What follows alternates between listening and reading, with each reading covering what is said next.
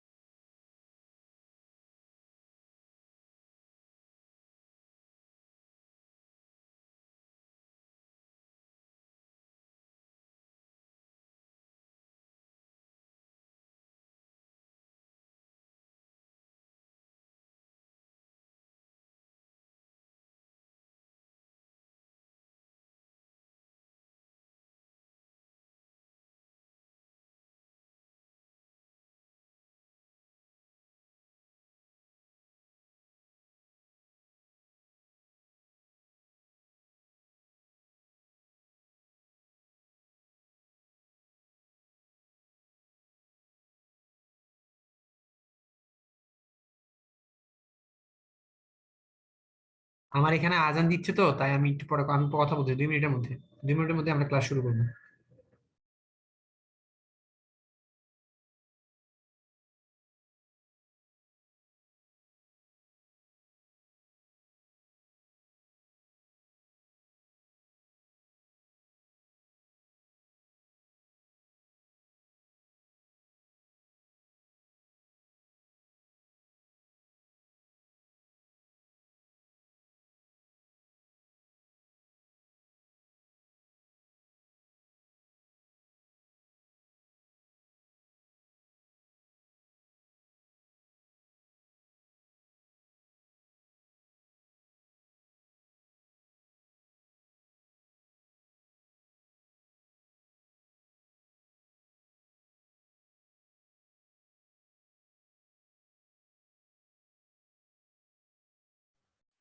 জি মাকসুস।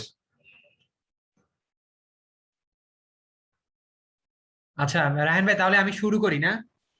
জি ভাই জি আমরা আসসালামু তাহলে। আলাইকুম। যেহেতু 7টা বেজে গেছে। তো দেখেন, যারা আমাকে আসসালামু আলাইকুম বলছেন সবাইকে ওয়ালাইকুম আসসালাম। তো আমরা শুরু করলাম, হ্যাঁ? তো আমাদের সেকেন্ড লেকচারে বেসিক্যালি আজকে 3টা চ্যাপ্টারে আমরা কিছু কোয়েশ্চেন দেখবো, যেগুলো তোমাদের মডেল টেস্টের বই থেকে নেওয়া সলিউশন ক্লাসে। এই আজকে ক্লাসটা আমাদের সলিউশন ক্লাস, যেটা হচ্ছে প্রশ্ন ব্যাংকের উপরে আমরা তোমাদের যে কোয়েশ্চেন ব্যাংকটা আছে। তো 3টা চ্যাপ্টারের মধ্যে হচ্ছে আমাদের ফার্স্ট পেপারে হচ্ছে থার্ড চ্যাপ্টার দেন হচ্ছে আমাদের সেকেন্ড পার্টে 2টা চ্যাপ্টার নিয়ে আমরা আলোচনা করব। এই 2টা চ্যাপ্টার, তো বেসিক্যালি হচ্ছে আমরা মেইনলি হাইলাইটেড করব কিছু কোয়েশ্চেনকে আমরা কিভাবে সলভ করতে পারি। বাট ইট নট নেসেসারি যে আমরা যে কোশ্চেন গুলা পড়াচ্ছি যে এগুলোই আসবে। তোমরা এই ভ্রান্ত ধারণায় থাকবে না যে আমরা ওই কিছু প্রিভিয়াস ইয়ারের কোশ্চেন সলভ করে গেলাম বা আমাদের কোশ্চেন ব্যাংকটা সলভ করে গেলাম, এগুলোই আসবে। এগুলা জাস্ট অ্যাবাউট হচ্ছে তোমাকে প্রিপারেশন করানো, যে তুমি এভাবে অ্যান্সার করতে পারো বা এইভাবে চিন্তা করতে পারো। ঠিক আছে? ডোন্ট ডিপেন্ডেন্ট অন দিস, এগুলোর উপরে অনেক বেশি অভ্যস্ত হয়েও না, বাট তোমাকে এগুলো প্র্যাকটিস করার জন্য দেওয়া হয়েছে। ঠিক আছে? কারণ আজকে আমি বেশ কয়েকটা কোয়েশ্চেন পাইছিলাম এরকম, ভাইয়া যে এগুলো পড়লেই হবে কিনা।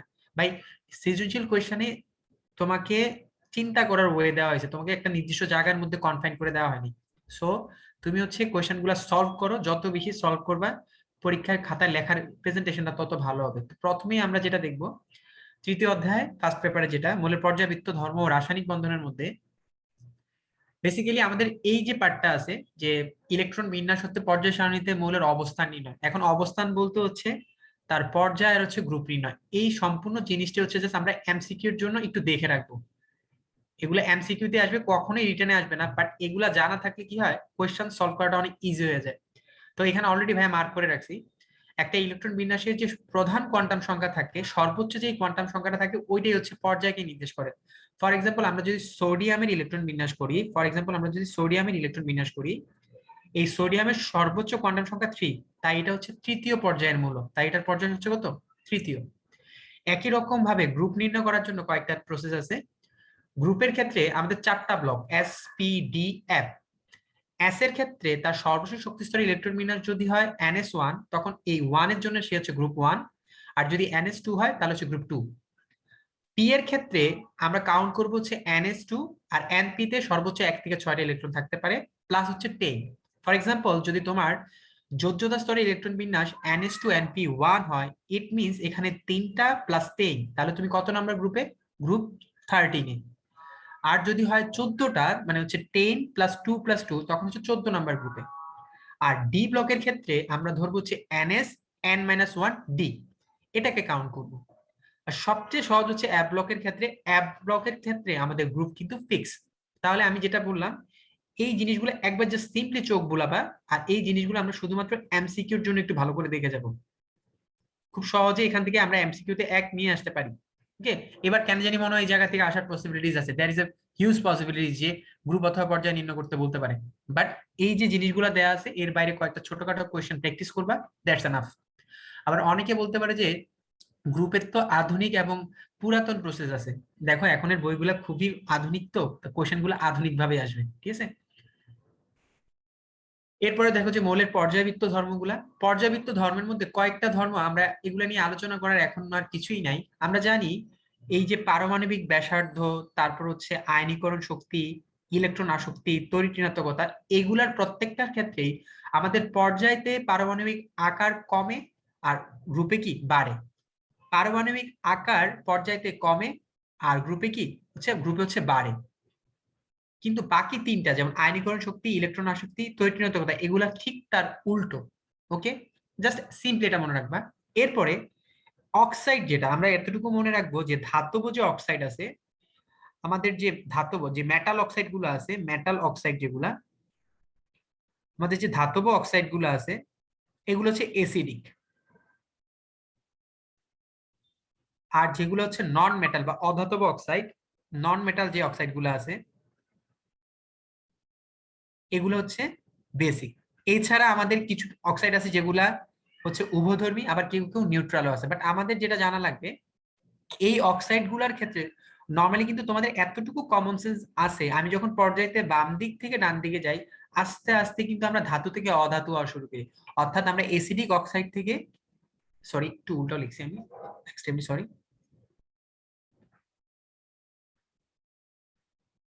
এটা হচ্ছে বেসিক অক্সাইড, এটা হচ্ছে এসিডিক। ক্লিন ফ্লোতে বের হয়ে গেছে, হ্যাঁ। তো পর্যায়ে যখন আমরা বাম দিক থেকে ডান দিকে যাই, তখন আমরা কিন্তু ধাতু থেকে অধাতু হই। ইট মিনস আমরা বেসিক থেকে এসিডিক হওয়া শুরু করি।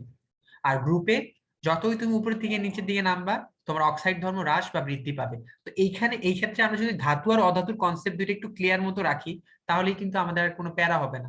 এক্ষেত্রে আরেকটা জিনিস মনে রাখবা, যে যোজ্যতা, যোজ্যতা ব্যাপারটার ক্ষেত্রে যে জিনিসটা হয়, পোলাপান তো সবসময় মনে করে হ্রাস বা বৃদ্ধি হয়। পর্যায়তে কিন্তু ক্রমান্বয়ে যোজ্যতা বৃদ্ধি পায়, পর্যায়তে যোজ্যতা বৃদ্ধি পায়। বাট একটা স্পেসিফিক গ্রুপের জন্য যোজ্যতা কিন্তু ফিক্স, একটা স্পেসিফিক গ্রুপের জন্য যোজ্যতা কিন্তু ফিক্স। এই কথাটা আমরা অবশ্যই মনে রাখবো। ওকে, আর জারণ বিজারণের ক্ষেত্রে আমি সবসময় একটাই সাজেশন করি, জারণ বিজারণের ক্ষেত্রে শুধু আমরা একটা জিনিস মনে রাখলে আরেকটা আমাদের অট হয়ে যাবে। যে কান টানলে যেমন মাথা আসে না, জারণ ক্ষমতা যদি বলি, জারণ ক্ষমতা বললে আমাদের বাম দিক থেকে ডানে বৃদ্ধি পাবে। জাস্ট সিম্পলি এটা মনে রাখবা, জারণ ক্ষমতা বাম দিক থেকে ডানে বৃদ্ধি পায়, তাহলে বিজারণ ক্ষমতা তার কি ঠিক উল্টো। আর উপরের থেকে নিচে হচ্ছে কি হ্রাস পায়, বিজারণ ক্ষমতা কিন্তু কি ঠিক তার উল্টো। এখন যারা বুদ্ধিমান আছো তারা শুধুমাত্র জারণ ক্ষমতা মনে রাখবে, বিজারণ ক্ষমতা মনে রাখার কোনোই দরকার নেই। সিম্পলি আমি এখানে যেগুলো দাগ দিছি অক্সাইড, জারণ ক্ষমতা, বিজারণ ক্ষমতা, যোজ্যতা, আর বাকিগুলা না আমরা ইনডাইরেক্টলি আগে পড়ে আসছি। এইখান থেকে যেটা হচ্ছে কি, এই জিনিসগুলো যদি তুমি পড়ে রাখো হয়তোবা তোমার এমসিকিউ তে বেশ ভালো হেল্প হবে। রিটেনে এগুলার যে কোয়েশ্চেন গুলো আসে ওগুলো ইন ডিটেলসে আসে, ব্যাখ্যা করতে বলে। এই চ্যাপ্টারে বেশিরভাগ কোয়েশ্চেনই হচ্ছে এক্সপ্লেনেশন চায়, তো এক্সপ্লেনেশন গুলো একটু রিলেভেন্টলি করা লাগবে। বা 6 নাম্বারটা আরেকবার প্লিজ, মেটাল অক্সাইড দেখি। 6 নাম্বারটা যোজনী, যেটা বললাম যোজনী কিন্তু একটা স্পেসিফিক গ্রুপের জন্য যোজনী কিন্তু ফিক্স, যোজনী কোনো বৃদ্ধি অথবা হ্রাস নেই, এই কথাই বলছি ভাইয়া, ঠিক আছে। এরপরে যাই সামনে, শঙ্করায়ন যেটা। এখন শঙ্করায়ন আমাদের একাডেমিক ক্লাসে কিন্তু আমরা যথেষ্ট পরিমাণ পড়াই, বাট আমাদের এগুলো হচ্ছে কোয়েশ্চেন সলভিং এর উপর বেশি ফোকাস করা। তো এখানে শঙ্করায়নে বেসিক্যালি যেটা করা হয় কি, শঙ্করায়নের মাধ্যমে আমরা কি করি, অসংকরিত অরবিটাল থেকে সমশক্তির সমসংখ্যক অরবিটাল তৈরি করি। এখন আমাদের মেইন ডেফিনেশনটা মাঝে মাঝে আসে, বাট পরীক্ষায় কি আসতে পারে, পরীক্ষায় দেখা যায় তোমাদের যে ক্রিয়েটিভ কোয়েশ্চেন গুলো আসে এগুলাতে খুব একটা কঠিন টাইপের দেওয়ার চেষ্টা করে না, বিকজ এগুলোর মধ্যে কিছু জিনিস ড্র করতে হয়, কিছু জিনিস একটু এলাবোরেট করে লিখতে হয়। বাট আমরা যেটা মনে রাখবো, এই সম্পূর্ণ চারটাই তোমাদেরকে বেসিক্যালি হচ্ছে আমরা এমসিকিউ বেসড করে চিন্তা করছি, বিকজ আমাদের প্রত্যেক স্টুডেন্টের একটা জিনিস সমস্যা হয়, আমরা রিটেনে কিছু না কিছু লিখে আসতে পারি, বাট এমসিকিউ দিয়ে গিয়ে যথেষ্ট ধরা খাই। এখন এখানে আমি বলি, আমার কাছে এটা আমার গাট ফিলিংস বলে, এইবারকার পরীক্ষাগুলোতে বা তোমাদের পরীক্ষাগুলোর জন্য এই যে এই পার্টটা খুব ইম্পর্টেন্ট। PCL5, তারপর হচ্ছে SF6, এই SF6, তারপর হচ্ছে IF7, এগুলার ক্ষেত্রে আমরা যে সংকরায়ন গুলা করি মনে রাখবা, এগুলার ক্ষেত্রে যে কেন্দ্রীয় পরমাণু যেমন ফসফরাস, সালফার অথবা আয়োডিন, এগুলাকে কিন্তু এক্সাইটেড স্টেটে নিয়ে অষ্টক সম্প্রসারণের মাধ্যমে করা হয়, ঠিক আছে। আর আমাদের যে আমাদের যে কার্বন রিলেটেড যে যৌগগুলা, ডাবল বন্ড, ট্রিপল বন্ড অথবা সিঙ্গেল বন্ড, এগুলা বাচ্চা কাল থেকে পড়তে পড়তে তোমাদের মুখস্থ হয়ে গেছে। এই যে এগুলা যদি কোয়েশ্চেন খুব সহজ লেভেল হয় এগুলারও আসার পসিবিলিটিস আছে। আর এমসিকিউ তে মাঝে মাঝে এটা আমি আমার প্র্যাকটিক্যাল লাইফে আমি তোমাদের পরীক্ষার এক্সপেরিয়েন্স থেকে দেখছি, এই যে টেট্রামিন কপারের এইটা হচ্ছে কিন্তু ব্যতিক্রম, এটা একটু এক্সেপশনাল। এটা শঙ্করায়নটা যেরকম এক্সেপশনাল, তার আকৃতিটাও একটু মনে রাখবা এই যে যৌগটা আছে তার যে শঙ্করায়নটা হয়েছে বেসিক্যালি এটার আকারের উপর ডিপেন্ড করে শঙ্করায়ন হয়েছে, নট শঙ্করায়নের উপর ডিপেন্ড করে আকারটা হয়েছে। তারপর আমি যেটা বারবার বলতেছি, এখানে বারবার হাইলাইট করে বলতেছি এটা একটু ব্যতিক্রম। তো ব্যতিক্রম জিনিসগুলো আমাদের কম্পিটিটিভ পরীক্ষাগুলোতে আসার সম্ভাবনা ভালোই দেখা যায়, ঠিক আছে। এরপরে যেটা লাস্টের যে দুটা, এগুলো হচ্ছে আমাদের জটিল যৌগের শঙ্করায়ন। জটিল যৌগের শঙ্করায়নে আমি তোমাদের বলবো খুব বেশি এক্সাইটমেন্ট নিয়ে খুব কঠিন গুলা পড়ার, যখন ডি ব্লক এলিমেন্ট নিয়ে তোমরা যখন ডিটেল ভাষায় পড়া শুরু করবা তখন এখান থেকে দেখবা। তো আলিয়ান ভাই আমরা এখান থেকে বেসিক্যালি কি দেখবো, এইখান থেকে আমরা বেসিক্যালি দেখবো যে কোনটাতে কি শঙ্করায়ন হয় এবং তাদের আকৃতিগুলো। আমার গাট ফিলিং বলে বা আমার এক্সপিরিয়েন্স বলে এখান থেকে এমসিকিউ যথেষ্ট ভালো পরিমাণ আসবে, এবার পরীক্ষায় একটা এমসিকিউ এখান থেকে আসবেই, ঠিক আছে।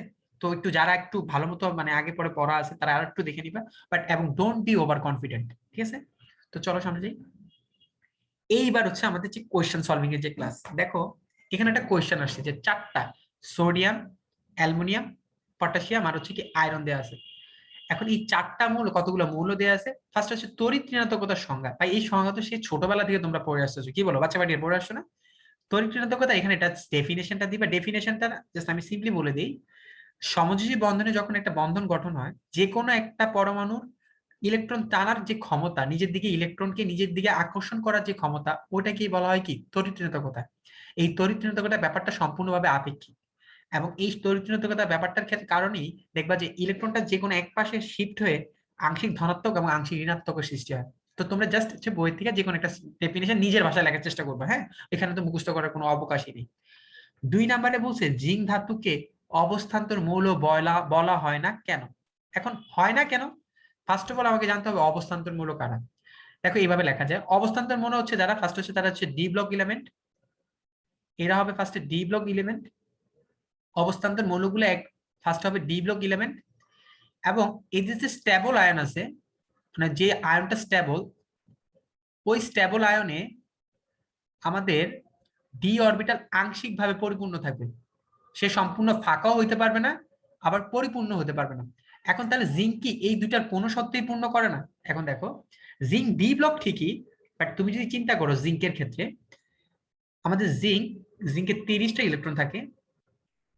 এই 30টা ইলেকট্রনকে আমরা এইভাবে লিখতে পারি আর্গন, পুরাটা ভেঙে লেখার কোনো দরকার নেই, টিচার এগুলো জানে। তারপর হচ্ছে 3D 10 4s2।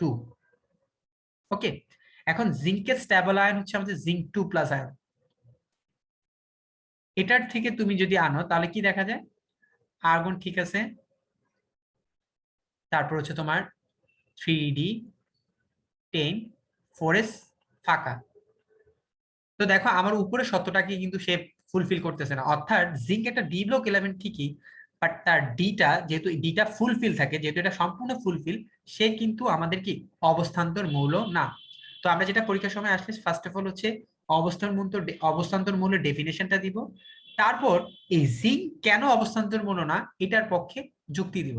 সুন্দর মতো দুইটা ভাগে ভাগ করলাম, অবস্থান্তর মৌলের ডেফিনেশন এখানে এক, এরপরের একটা খুব ভাইটাল, তুমি ইলেকট্রন বিন্যাস এবং কেন না এটা লিখলে এক পাবা। দুই কোশ্চেন কি এরকম ভাবে ভাঙা যায়, এক এক ভাঙানো যায়, তারপর দেড় এক ভাঙা যায়, এরকম ভাবে ভাঙা যায়। এই 3 নাম্বার এবং 4 নাম্বারের কোশ্চেন ভাই পরবর্তী স্লাইডে রাখছি। দেখো 3 নাম্বারে বলা হয়েছে এই সোডিয়াম, অ্যালুমিনিয়াম এবং পটাশিয়াম তিনটা ক্লোরাইড লবণ গঠন করে। ঠিক আছে, এখন লেখার সময় ভাই একটু এইভাবে লিখলাম যে ক্লোরাইড লবণ লিখলাম, একটা হচ্ছে পটাশিয়াম ক্লোরাইড, একটা লিখলাম সোডিয়াম ক্লোরাইড, আর একটা হচ্ছে আমাদের কি অ্যালুমিনিয়াম ক্লোরাইড। এই যে লবণগুলা এগুলা কিন্তু প্রত্যেকটাই আয়নিক যৌগ, বাট আয়নিক যৌগ হওয়া সত্ত্বেও কোশ্চেনটাই বলছে এদের সমযোজী বৈশিষ্ট্যের ক্রমবৃদ্ধি, অর্থাৎ তাদের মাঝখানে সমযোজী বৈশিষ্ট্য দেখা দেয়। এখন এই আয়নিক যৌগ যারা, তারা যখন আস্তে আস্তে বিচ্যুত হয়ে সমযোজী হয়, তাদের আস্তে আস্তে এই সমযোজী থেকে তাদেরকে আয়নিক থেকে তাদের এই সমযোজী হওয়ার যে বিচ্যুতি, এটা বেসিক্যালি কার কারণে হয়, এটা মূলত হয় পোলার আয়নের কারণে, পোলারায়নের কারণে। এখন দেখো এই পোলার আয়ন নিয়ে কিন্তু আলোচনা করছিল ফাজান, আমাদের ফাজান সাহেব বলছে, ফাজানের রুলে বলা হয়েছে পোলার আয়ন বেসিক্যালি ডিপেন্ড করে হচ্ছে, পোলার আয়ন যত বেশি ওইটা তত বেশি বিচ্যুত হয়ে ওটা তত বেশি কি সমযোজী হবে, অর্থাৎ বিচ্যুতির মাত্রা যত বেশি তুমি তত বেশি কি সমযোজী হয়ে গেছো। আর সমযোজী হওয়া মানেই কিন্তু এখন এই সমযোজী ব্যাপারটা, এই পোলার আয়ন ব্যাপারটা দুইটা জিনিসের উপর ডিপেন্ড করে। এখানে যেহেতু এখানে ক্যাটায়নের পার্সপেক্টিভে আমরা আলোচনা করব, যেহেতু এদের কিন্তু প্রত্যেকের অ্যানায়ন ফিক্স, তাহলে এদের কি ক্যাটায়ন দিয়ে আলোচনা করতে হবে। এদের ক্যাটায়ন গুলোর যদি আমরা ক্রম দেখি, পটাশিয়াম দেখবা সোডিয়ামের ঠিক নিচে, পটাশিয়ামের আকার কিন্তু সোডিয়ামের তুলনায় বড়। আর অ্যালুমিনিয়াম 3+, অ্যালুমিনিয়াম সোডিয়ামের গ্রুপেই, কিন্তু চার্জ হচ্ছে কি 3+। একটু পর্যায় সারণীটা রিভিউ করলেই দেখবা সোডিয়ামের ঠিক নিচে পটাশিয়াম, তাই পটাশিয়ামের আকারটা বড়। এখন আমরা একটা জিনিস জানি, পোলার আয়ন সমানুপাতিক হচ্ছে ক্যাটায়নের চার্জ, আর ব্যস্তানুপাতিক হচ্ছে ক্যাটায়নের আকার, ক্যাটায়নের সাইজ। অথবা কি লিখলেন ব্যাপারটা হচ্ছে এরকম লিখলাম, তোমার ক্যাটায়নের চার্জ যত বাড়বে তোমার তত বেশি পোলার আয়ন হবে, আর তুমি তত বেশি সমযোজী হবা। আবার তোমার যদি সাইজ ছোট হওয়া শুরু করে তাহলেও কিন্তু কি পোলার আয়ন বাড়বে। এখন নরমালি দেখা যাচ্ছে আমাদের সোডিয়াম পটাশিয়ামের আকার সোডিয়ামের তুলনায় বড়, আর সোডিয়ামের তুলনায় অ্যালুমিনিয়ামের আকার আরো ছোট। যার আকার যত ছোট ওইটা তত বেশি পোলারিত হয়। তাহলে এখানে সবচেয়ে বেশি পোলারিত হয়েছে কি এইটা, তারপর এইটা, আর যেটা যত বেশি পোলারিত হবে ওইটা তত বেশি সমযোজী প্রকৃতির। তাহলে আমাদের উত্তরের সপক্ষে উত্তর, তাহলে আমাদের মেইন উত্তরটা কি বলতো, সোডিয়াম। এখানে সবচেয়ে বেশি পোলারিত যৌগ হচ্ছে অ্যালুমিনিয়াম ক্লোরাইড। বুঝতে পারছো? আমি একটা কথা বলি, তোমাদের এবার পরীক্ষায় এমসিকিউ তে বলো বা রিটেনে বলো, এই ফাজান্স রুল খুবই গুরুত্বপূর্ণ। ফাজানের রুলটা ভেরি ভেরি ইম্পর্টেন্ট। ঠিক আছে, ফাজানের রুলটা ভেরি ভেরি ইম্পর্টেন্ট। ঠিক আছে, এখানে জিঙ্ক 2+ নিয়ে কি হয়েছে, হ্যাঁ 28টাই তো হয়েছে, এখানে 28টাই তো হয়েছে, কি হয়েছে জিঙ্ক হচ্ছে 30। হ্যাঁ বুঝতে পারছো? আমি ভাই আরেকবার বলি, বেসিক্যালি এই আয়নিক যৌগগুলো সমযোজী হয় পোলার আয়নের কারণে, আর পোলার আয়ন যত বেশি হবে তোমার সমযোজী বৈশিষ্ট্য তত বেশি হবে। তো ফাজানের রুলে বলা হয়েছে পোলার আয়নের মাত্রা ক্যাটায়নের চার্জ এবং ক্যাটায়নের আকারের উপর ডিপেন্ড করে। চার্জ যত বাড়বে পোলার আয়ন তত বেশি, অথবা আকার যত ছোট হবে পোলার আয়ন তত বেশি হবে। ওকে, 4 নাম্বার কোয়েশ্চনটায় যদি আমরা আসি একটু, এটা 3 নাম্বার। 4 নম্বরে যদি আমরা আসি,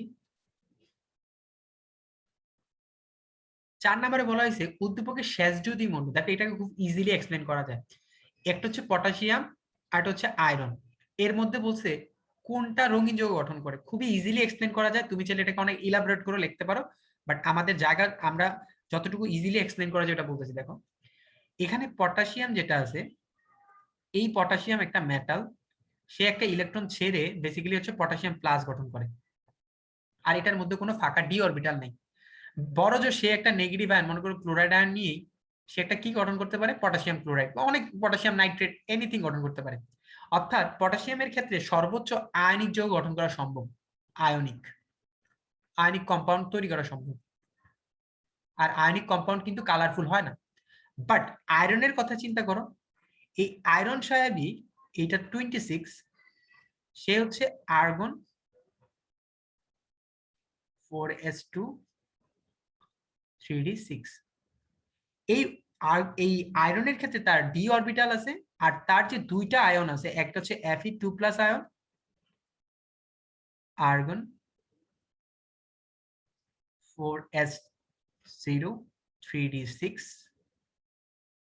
অথবা Fe3+ আয়ন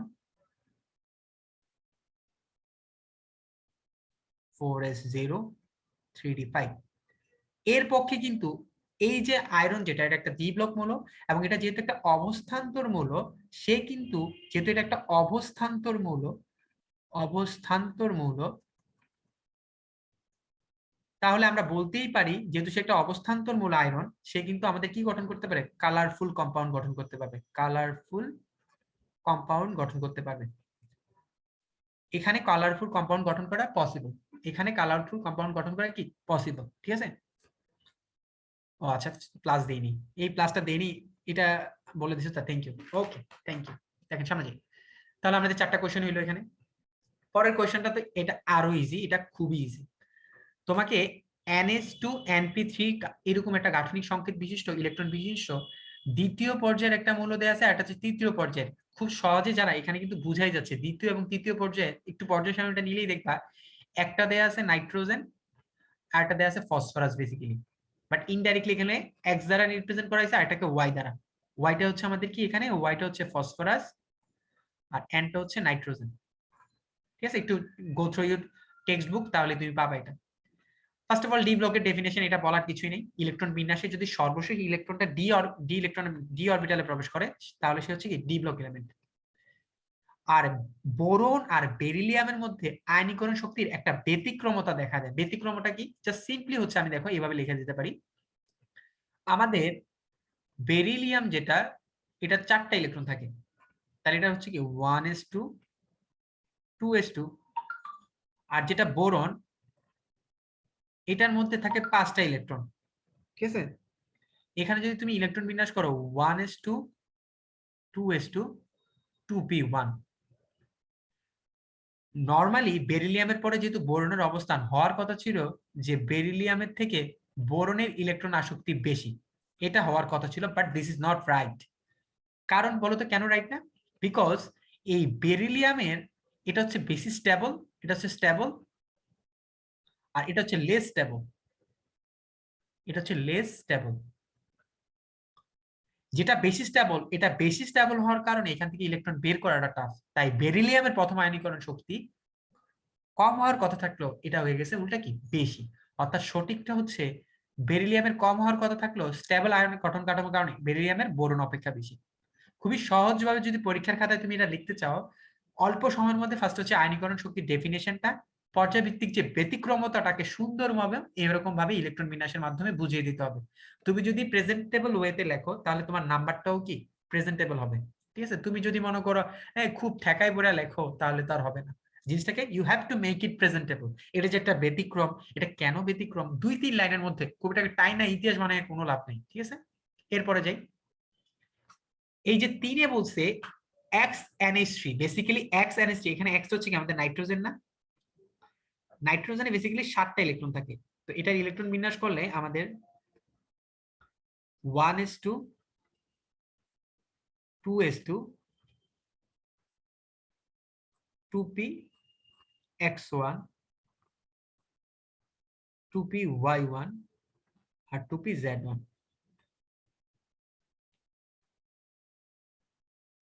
বেসিক্যালি নাইট্রোজেনের ক্ষেত্রে এই যে ভ্যালেন্সিয়ালের ইলেকট্রনগুলা সংকরণের মাধ্যমে sp3 ফরম্যাটে হয়। এখানে sp3 সংকরণ হওয়া হইল, এখানে ব্যতিক্রমতা মেনলি এই জায়গায় না, এখানে sp3 সংকরণ হওয়া সত্ত্বেও এই নাইট্রোজেন যখন বন্ড ফর্ম করে তার বন্ধনটা বেসিক্যালি sp3 হলে চতুস্থলিকীয় হওয়ার কথা ছিল, বাট এখানে লোন পেয়ার ইলেকট্রন থাকার কারণে চতুস্থলিকীয় হওয়ার কথা থাকলেও তার আকৃতিতে হয় ত্রিকোণাকার পিরামিডীয়, ত্রিকোণীয় পিরামিডীয়, ত্রিকোণাকার পিরামিডিক। হ্যাঁ, দেখো sp3 সংকরণ হওয়া সত্ত্বেও এই অ্যামোনিয়ার এই আকৃতিটা বা তার বন্ধন কোণটা এরকম হওয়ার পিছনে যে রিজনটা, এটাকে ব্যাখ্যা করার জন্য আমাদের একটা থিওরি আছে। থিওরিটা হচ্ছে BS-EPR থিওরি, BS-EPR থিওরি। এই BS-EPR থিওরি বলছে যদি কোনো কারণে লোন পেয়ার আসে তখন নরমালি এই লোন পেয়ারের মধ্যে বিকর্ষণ সবচেয়ে বেশি, তারপর লোন পেয়ার বন্ড পেয়ারের মধ্যে, দেন হচ্ছে বন্ড পেয়ার। এই বিকর্ষণের কারণেই তার বন্ধন কোণটা 160 ডিগ্রি হয়ে গেছে। আর এখানে কি কি ধরনের বিকর্ষণ আছে? বেসিক্যালি এখানে লোন পেয়ার বন্ড পেয়ার আছে এবং আছে কি বন্ড পেয়ার। তো তুমি এই জিনিসটা যদি পরীক্ষার খাতায় ঠিক মতো তার ইলেকট্রন বিন্যাসটা কি সংকরণ হয়, আকৃতিটা কেমন হওয়ার কথা ছিল, আর বন্ধন কোণটা কেন কমছে, দেখো ভাই কিন্তু সম্পূর্ণ জিনিসটাকে in short in general cases ভাবে লিখছি। তো তোমার কাজ হচ্ছে জিনিসটাকে একটু বাংলায় লিখে জিনিসটাকে প্রেজেন্টেবল ওয়েতে প্রেজেন্ট করা, বিকজ খাতায় তুমি যত সুন্দরভাবে প্রেজেন্ট করবা তোমার লেখার টিচার নাম্বারও তত ভালো মতো দিবে। এই কারণেই যে কোনো কোয়েশ্চেন লেখার আগে, কারণ সৃজনশীল কোয়েশ্চেনে তোমার কিন্তু এমন না তুমি যেটা পড়ে গেছো ওইটাই যে খাতায় লিখতে পারবা। You have to think 1 minute, 1 minute বা আধা সেকেন্ড যতটুকু পারো চিন্তা করে তারপর লিখবা। একদম ধূপ করে লেখা শুরু করলে এবং পদে পদে কাটলা, তাহলে টিচার তোমাকে নাম্বার দিবে না। তোমাকে মাথায় আগে প্ল্যান করে ফেলতে হবে যে আমি এটার পর এটা কি লিখবো বা এই জিনিসটাকে কিভাবে অর্গানাইজ করবো। ঠিক আছে, এরপর আসো 4 নম্বরে। 4 নম্বরের ক্ষেত্রে 4 নম্বর যদি ভালো মতো খেয়াল করো, 4 নম্বরে আমাকে বলছে যে XO3 যৌগ কেন গঠন করে না। এখন বেসিক্যালি XO3 বেসিক্যালি হচ্ছে আমাদের NOCl3, কিন্তু চিন্তা করো তো নাইট্রোজেনে কিন্তু এটাকে যতই হিটেড করো যতই যা করো নাইট্রোজেনের অষ্টক সম্প্রসারণ সম্ভব না। অষ্টক সম্প্রসারণ মানে এটাকে যতই তুমি হিট দেওয়া যাই করো এর ক্ষেত্রে এটা আর এক্সপান্ড করতে পারে না, অর্থাৎ তার ভ্যালেন্সি 3 এ আটকে থাকে। যেহেতু অষ্টক সম্প্রসারণ সম্ভব না, তাই এটা তৈরি করা কিন্তু ইট ইজ ইম্পসিবল, এটা অসম্ভব। অন্তত জলিল পারতে পারে, অসম্ভবকে সম্ভব করাই তো জলিলার কাজ। বাট আমাদের পরের যে কম্পাউন্ডটা আছে এটা ফসফরাসের, এটা তোমরা অলরেডি দেখছো POCl3, এর পক্ষে করা সম্ভব বিকজ এখানে ফসফরাসের অষ্টক সম্প্রসারণ সম্ভব, তাই এটা তৈরি করাও কি সম্ভব। কারণ দেখো আমি যদি একটু ইলেকট্রন বিন্যাসটা দেখাই, ফসফরাসে বেসিক্যালি এই নিয়নের 10টা ইলেকট্রন 15টা ইলেকট্রন থাকে, তো তারপর হচ্ছে 3s2 আর 3p3। ফসফরাসকে যদি তুমি, ফসফরাসে 15টা ইলেকট্রন থাকে, এটাকে যদি তুমি হিটেড করো তখন কি হয়, এখানে একটা ফাঁকা ডি অরবিটাল থাকে, তো 3s1 হয়, 3px1, 3py1, 3pz1 এন্ড আমাদের 3d থাকে। তো যেহেতু ফাঁকা অরবিটাল এখানে 5টা আছে তখন তার পক্ষে না POCl3 গঠন করা সম্ভব, তার পক্ষে ফাঁকা যে অরবিটাল থাকার দরুন সে তৈরি করতে পারে। ঠিক আছে, আচ্ছা সাদিয়া যে বলছো রিপিট করার বিষয়টা, রিপিট করা হচ্ছে কি আমরা কিন্তু ভিডিওগুলো দিয়ে দিব, হ্যাঁ তুমি একটু কাইন্ডলি সাদিয়া তখন একটু রিপিটেড দেখে নিও। যদি আমাদের সব শেষ হয়ে যায় তাহলে আমি দেখি লাস্টে দেখি রিপিট করতে পারি কিনা। ওকে, বাট রিপিটেশনে গেলেই হচ্ছে কি টাইম কনজিউমিং হয়ে যাবে। তুমি একটু কাইন্ডলি যখন আমাদের ভিডিওটা দিয়ে দিবে তখন দেখে নিও। তো এখানে জাস্ট সিম্পলি আর একটু বড় করে লিখতে হবে, অবশ্যই ইলেকট্রন বিন্যাস দিয়ে দেখাতে হবে। তো আমরা পরীক্ষার সময় এই কথাগুলো থাকলে আমরা বেসিক্যালি টিচাররা সবসময় কিন্তু সম্পূর্ণ খাতা পড়ার সময় থাকে না, দে ওয়ান্ট দ্য ক্যাচি ওয়ার্ডস। তুমি কি যা চাইছে তাকে এক্স্যাক্টলি ওয়ার্ড গুলাতে তোমার ওয়ার্ডিংস গুলো ঠিক আছে কিনা ওই জিনিসটাই চাই তারা শুধুমাত্র। ঠিক আছে, অবশ্যই ঠিক মতো লিখতে পারলে অবশ্যই দিবে, কেন দিবে না নাম্বার? টিচার কি নাম্বার রেখে টিচারের কোনো লাভ আছে? এবার খেয়াল করো, এই কোশ্চেনটা খুব ইন্টারেস্টিং আছে, ভালো লাগছে আমার কাছে কোশ্চেনটা সলভ করে। এখানে তুমি n এর ভ্যালুগুলা বসাইলে এই ধরনের কোশ্চেন আসলে অনেকের না বুঝতে অসুবিধা হয় যে আসলে এটা কি দিছে। এই কারণে আমি বারবার বলি periodic table is most important যদি এই চ্যাপ্টারের কোশ্চেন অ্যান্সার করতে চাও। তুমি যদি এখানে প্ল্যানগুলা প্লাগ ইন করে তোমার একটু, তোমরা আজকে বাসায় বসে একটু দেখো তোমাদের পিরিয়ডিক টেবিলে প্রত্যেকটা ইলেকট্রন বিন্যাসের লাস্টের শক্তি স্তরে ইলেকট্রন বিন্যাসগুলো দেয়া আছে। তো আমি তো করাইতে পারতে আমার এগুলো মুখস্থ হয়ে গেছে। বেসিক্যালি এই যে কম্পাউন্ড, এটা হচ্ছে কপার, আমাদের এই এলিমেন্টটা হচ্ছে কপার, বি এলিমেন্টটা হচ্ছে আমাদের সোডিয়াম। তোমরা সবাই একটু চেক করে দেখো বাসায়, তাইলেই হবে। সি এলিমেন্টটা হচ্ছে আমাদের ব্রোমিন, আর ডিটা হচ্ছে আমাদের ক্লোরিন। ওকে, তো আমাদের প্রথম ডেফিনেশন বলতে সমযোজী বন্ধন কাকে বলে, ক্লাস 9 10 ছিল, এখনো চলে আসছে, বেশ ভালো, মারহাবা। সমযোজী বন্ধনে কি হয়, দুইটা অধাতব পরমাণু ইলেকট্রন শেয়ার করার মাধ্যমে নতুন একটা বন্ধন তৈরি করে।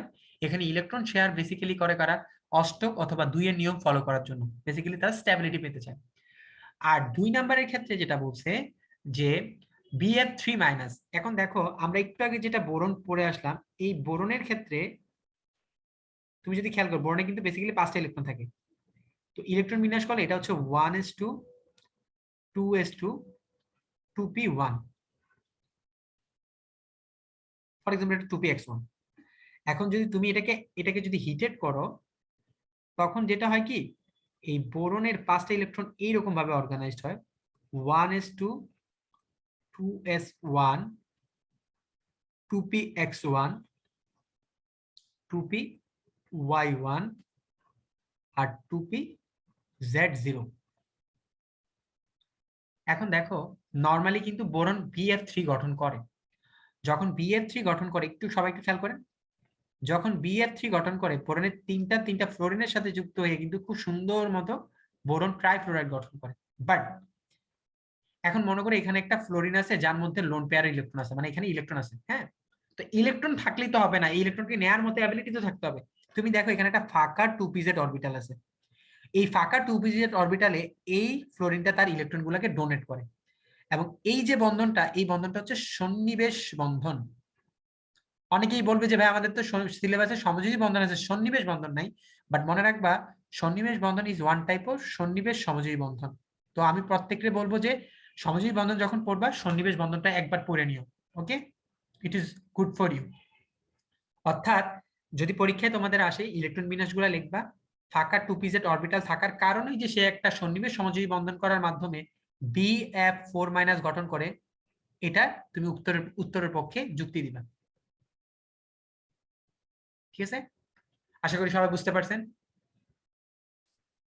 বুঝতে পারছেন? ক্লিয়ার? ওকে।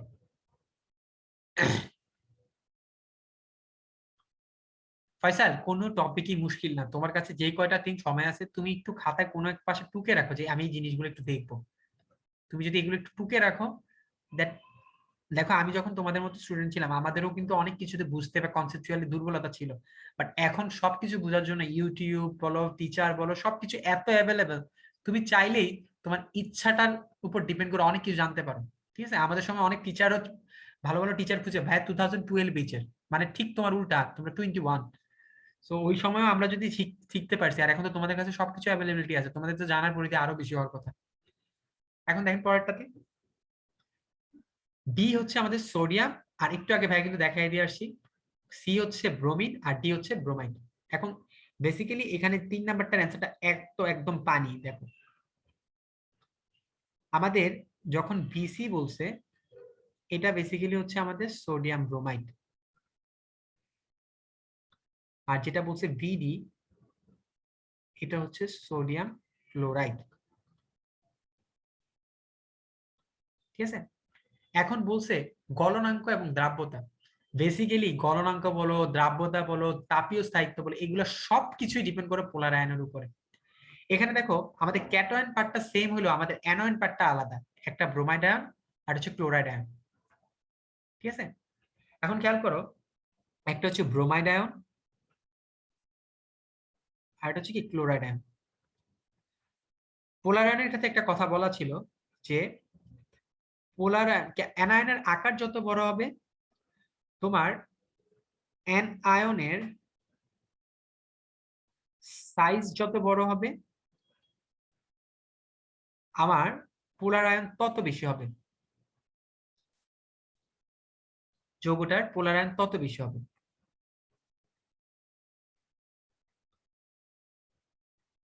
পোলার আয়ন তত বেশি হবে, আর পোলার আয়ন যত বেশি ওটা অধিক সমযোজী বৈশিষ্ট্যের হবে, কোভ্যালেন্ট।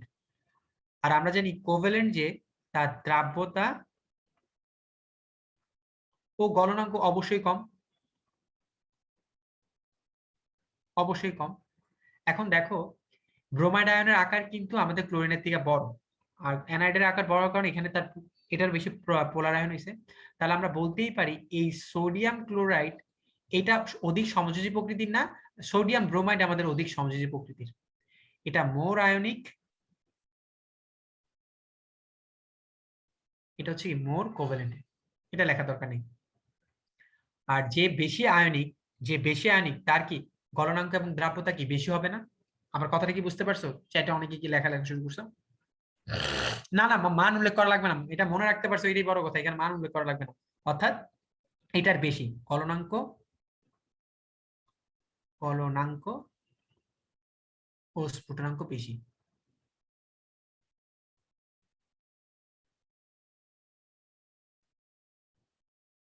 ওকে, তো সিম্পলি দেখতেছো তোমরা তোমরা একটা জিনিস দেখতে পারতেছো যে আমাদের অবশ্যই পোলার আয়ন বা ফাজানের রুলটা পড়া কতটুকু গুরুত্বপূর্ণ। আমার কেন জানি মনে হয় এবার এখান থেকে এই টাইপের কোশ্চেনই আসবে, আমার এক্সপিরিয়েন্স বলে যে এই থেকে এবার এখান থেকে এটা আসার সম্ভাবনা আছে। 4 নাম্বারটা একদম একদম ডাল ভাত কোশ্চেন, কোশ্চেন গুলো খুবই ইজি, বাট আমি রিটেন টাইপের কোশ্চেন তো এগুলো অ্যান্সার করার সময় একটু ভালো মতো অ্যান্সার না করলে তোমাদের কিন্তু স্যাররা 4 এ 3 দিবে না, 4 এ কিন্তু 4 দিবে না। তো ম্যাথমেটিক্যাল কোশ্চেন দেওয়ার জন্য আমি সবসময় প্রেফার করি। হ্যাঁ, এ ও বি, এ এবং বি। এখন দেখো বি ছিল বেসিক্যালি কি, বি ছিল আমাদের সোডিয়াম। এখন সোডিয়ামটা ইলেকট্রন ত্যাগ করে গঠন করে হচ্ছে সোডিয়াম প্লাস। এই সোডিয়াম প্লাস বড় জোর মনে করে একটা ক্লোরাইড আয়ন নিয়ে সে গঠন করলো সোডিয়াম ক্লোরাইড। এই বেটা তো জীবন ও জটিল যৌগ গঠন করবে না, ঠিক আছে? কিন্তু আমাদের এ যেটা আছে, এ ছিল কপার, কপারে থাকে 29 ইলেকট্রন, এটা যদি ইলেকট্রন বিন্যাস করো আর্গন, তারপর হচ্ছে 4s2 4s1 সরি 3d10। এই বেটা যেটা করে, তুমি যদি কপারের একটা ion stable ion copper 2+ ion, তার পক্ষে তার কিন্তু ফাঁকা ডি অরবিটাল তৈরি হয় 4s0 3d10 3d9।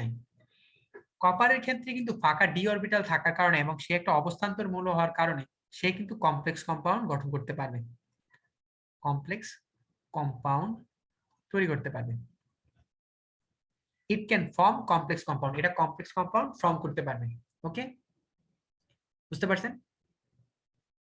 পোলার আকার, ক্যাটায়নের আকার আর অ্যানায়নের আকারের যে সম্পর্কটা জাস্ট বৃষ্টি, এটা একটু জাস্ট আমরা যেটা করব, আমরা যেটা অ্যানায়নের সমানুপাতিক আর ক্যাটায়নের ব্যস্ত আনুপাতিক, একটু কাইন্ডলি মনে রাখো দুইটা সেম না কিন্তু। তো চলো সামনে যাই। বলছে কোন আয়নটির ব্যাসার্ধ সর্বনিম্ন? তোমরা চাইলে এখানে ক্যালকুলেশন করে বের করতে পারো, বাট এখানে একটা মজার বিষয় হচ্ছে এই এমসিকিউটাতে একটা কথা শুধু মনে রাখবা, নরমালি ইন জেনারেল কেসে আমাদের যে আয়নিক রেডিয়াস আছে না, মানে ক্যাটায়নিক যে রেডিয়াসটা আছে, ক্যাটায়নের রেডিয়াস সব সময় হচ্ছে আমাদের অ্যানায়নিক রেডিয়াস থেকে ছোট হয় most of the cases, anionic. তাহলে এখানে দেখো এখানে সবগুলাই অ্যানায়ন, তুমি চাইলে প্রোটন ইলেকট্রন ক্যালকুলেট করে বের করতে পারো, বাট এটা অ্যান্সার করার জন্য খুব রকেট সাইজ কিছু করা লাগবে না। এখানে সবচেয়ে ছোট আকার কাজ চাইছে না, সবচেয়ে ছোট হচ্ছে আমাদের সোডিয়াম প্লাস আয়ন। আর যদি ডিফারেন্ট ডিফারেন্ট বা একই গ্রুপের দেয় তখন তোমাকে হয়তো বা হচ্ছে কি প্রোটন এবং ইলেকট্রন কাউন্ট করে বের করতে। বাট আমরা এই এমসিকিউর জন্য এটাই যে ক্যাটায়নিক রেডিয়াসটা মোস্ট অফ দা কেসেসই ছোট হবে এখানে, এখানে কোনো বাকি কোনো কমপ্লেক্স কিছু নেই। আর বলছে কয় ধরনের বন্ধন বিদ্যমান। এখন দেখো সায়ানাইড যখন তৈরি হয় 3টা সমযোজী বন্ধন, এখানে থাকে সমযোজী বন্ধন, এখানে থাকে সমযোজী বন্ধন, আর এই যে সে আয়রনকে সেন্টারে রেখে একটা, দুইটা, তিনটা, 4টা,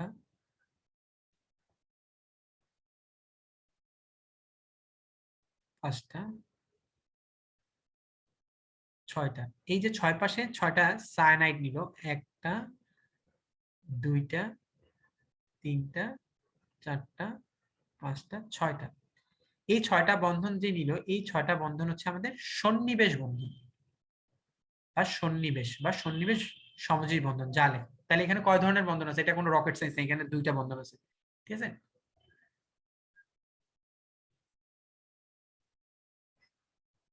এখন এই যে নীলা বলছে যে প্রোটন ইলেকট্রন দিয়ে দেখো, একটা সহজ এমসিকিউর জন্য আমি জিনিসটাকে কমপ্লিকেশন তৈরি করলাম না, বাট প্রোটন ইলেকট্রন দিয়ে দেখানোর দরকার হচ্ছে কি তুমি নিজে একটু কাউন্ট করে দেখো।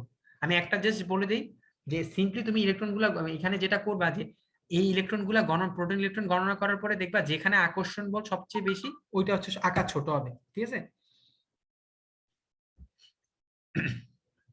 নীলা, কয়টি বন্ধন আসবে না ফয়সাল? এগুলো কাউন্ট করতে করতে জান বেড়ে যাবে ফয়সাল, এটা নিয়ে চিন্তা করবেন না। পোলার আয়ন ক্ষমতার ক্রম কোনটা ভাই? এটা এটা বলার কিছুই নাই। আমাদের গ্রুপ 2 এর ক্ষেত্রে যে কোনো গ্রুপে বেরিলিয়ামের আকার সবচেয়ে ছোট, বোরনের আকার সবচেয়ে বড়, তাই যেই ক্যাটায়নের আকার যত ছোট ওইটার পোলার আয়ন তত বেশি। এটা হচ্ছে সিম্পল অ্যান্সার। এখানে বেসিক্যালি গ্রুপ 2 এর এলিমেন্ট। গ্রুপ 2 এর ক্ষেত্রে আমরা জানি ক্যাটায়নের সাইজ, যেটা সাইজের সাথে আমাদের বেসিক্যালি ক্যাটায়নের সাইজের সাথে পোলার আয়নের হচ্ছে ব্যস্তানুপাতিক সম্পর্ক। পোলার আয়নের ব্যস্তানুপাতিক সম্পর্ক।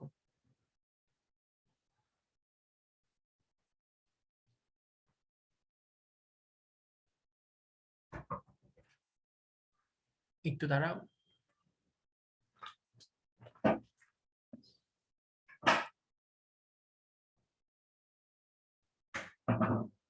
এরপরে দেখো বলছে হ্যালাইড, যে এখানে যে হ্যালাইড অণুগুলো আছে বেসিক্যালি এখানে ফ্লোরিন হচ্ছে হাইলি ইলেকট্রোনেগেটিভ। ফ্লোরিনের তড়িৎ সবচেয়ে বেশি, এটার মান হচ্ছে 4। আর এর সাথে তুমি যদি হাইড্রোজেনকে অ্যাড করো, হাইড্রোজেন হচ্ছে 2.1। তাহলে এই দুইটার মাঝখানে যে তড়িৎ পার্থক্য, এখানে যে তড়িৎ যে পার্থক্যটা, এখানে যে বেসিক্যালি তড়িৎ যে পার্থক্য, এখানে ইলেকট্রোনেগেটিভিটির পার্থক্য সবচেয়ে বেশি। আর তড়িৎ মানে যত পার্থক্য থাকবে ওইখানে পোলারিটি বা মেরুকরণের প্রবাবিলিটি সবচেয়ে বেশি থাকবে। তাহলে 2 নাম্বারটা হচ্ছে আমাদের অ্যান্সার এখানে। ওকে, দেখো A B C x Y, এখানে তুমি যদি কোনো কারণে আইডেন্টিফিকেশনে ভুল করো তাহলে তোমার এটা মিলবে না। তো আইডেন্টিফিকেশনের জন্য আবারও তোমাদেরকে পর্যায় সারণী ফিরে যেতে হবে। যাদের পর্যায় সারণী সম্পর্কে একটু ভালো ধারণা আছে বা এই তড়িৎ মানগুলো সম্পর্কে ধারণা আছে, বা তারা যারা বসায় ঠিক মতো বের করতে পারবে, তারা দেখবা 1s1 বলতে বেসিক্যালি আমরা হচ্ছে হাইড্রোজেনকে বুঝি। কাকে? হাইড্রোজেনকে। এরপরে যেটা, এটা হচ্ছে বেসিক্যালি অক্সিজেনকে বোঝাচ্ছে। ঠিক আছে, এরপরে আমাদের এটা হচ্ছে সোডিয়ামকে বোঝাচ্ছে, আর থার্ডটা হচ্ছে ম্যাগনেসিয়ামকে। একটু পর্যায় সারণীর সাথে ওভারল্যাপ করলে তখন বুঝতে পারবে। এখন বলতো এ টু বি বলতে বেসিক্যালি এখানে কি পানিকে বোঝানো হয়েছে। আর আমরা জানি পানি একটা পোলার সমযোজী যৌগ। পানি হচ্ছে একটা কি পোলার সমযোজী যৌগ। পানি একটা আমাদের পোলার সমযোজী যৌগ। আর X2B এবং YB, এখানে এই X2B বলতে বোঝানো হয়েছে হচ্ছে সোডিয়াম অক্সাইডকে আর হচ্ছে ম্যাগনেসিয়াম অক্সাইডকে। এখন দেখো এখানে সম্পূর্ণ ব্যাপারটা আবারও চলে আসছে হচ্ছে পোলার আয়নের ক্ষেত্রে। এই সোডিয়াম অক্সাইড এবং ম্যাগনেসিয়াম অক্সাইডের মধ্যে অ্যানায়নের পার্টটা ফিক্স, কিন্তু আমরা জানি সোডিয়ামের তুলনায় ম্যাগনেসিয়ামের, যেহেতু ম্যাগনেসিয়াম 2+, তারা এটার আকার কিন্তু আরো ছোট। যদি এটার আকার ছোট হয় এখানে পোলার আয়ন বেশি হবে। তাহলে এটা যদি পোলার আয়ন হয়, এটা দ্বারা তৈরি করা যে অক্সাইডটা, এটা বেশি সমযোজী প্রকৃতির হবে। তাহলে আমরা দেখি এটা যদি বেশি সমযোজী প্রকৃতির হয়, তাহলে এখানে বেসিক্যালি এই যে YB এর সমযোজী বৈশিষ্ট্য বেশি, আর সমযোজী বৈশিষ্ট্য যার বেশি তার গলনাঙ্কও কি কম হবে। তাহলে অ্যান্সার কি 1 এবং 3, মানে 3 নাম্বারটা হবে। ভাই আরেকবার বলতে দেখো, এখানে একটা হচ্ছে সোডিয়াম অক্সাইড আর হচ্ছে ম্যাগনেসিয়াম অক্সাইড। তো ব্যাখ্যা করার জন্য আমরা দেখলাম যে দুইটা ক্যাটায়নের মধ্যে আমার এই ম্যাগনেসিয়াম ক্যাটায়নের আকার ছোট, তাই তার পোলার আয়ন ক্ষমতা বেশি, তাই এটা অধিক সমযোজী। আর যেটা বেশি সমযোজী তার কিন্তু গলনাঙ্ক কম। বুঝতে পারছেন সবাই? আশা করি সবাই বুঝতে পারছেন।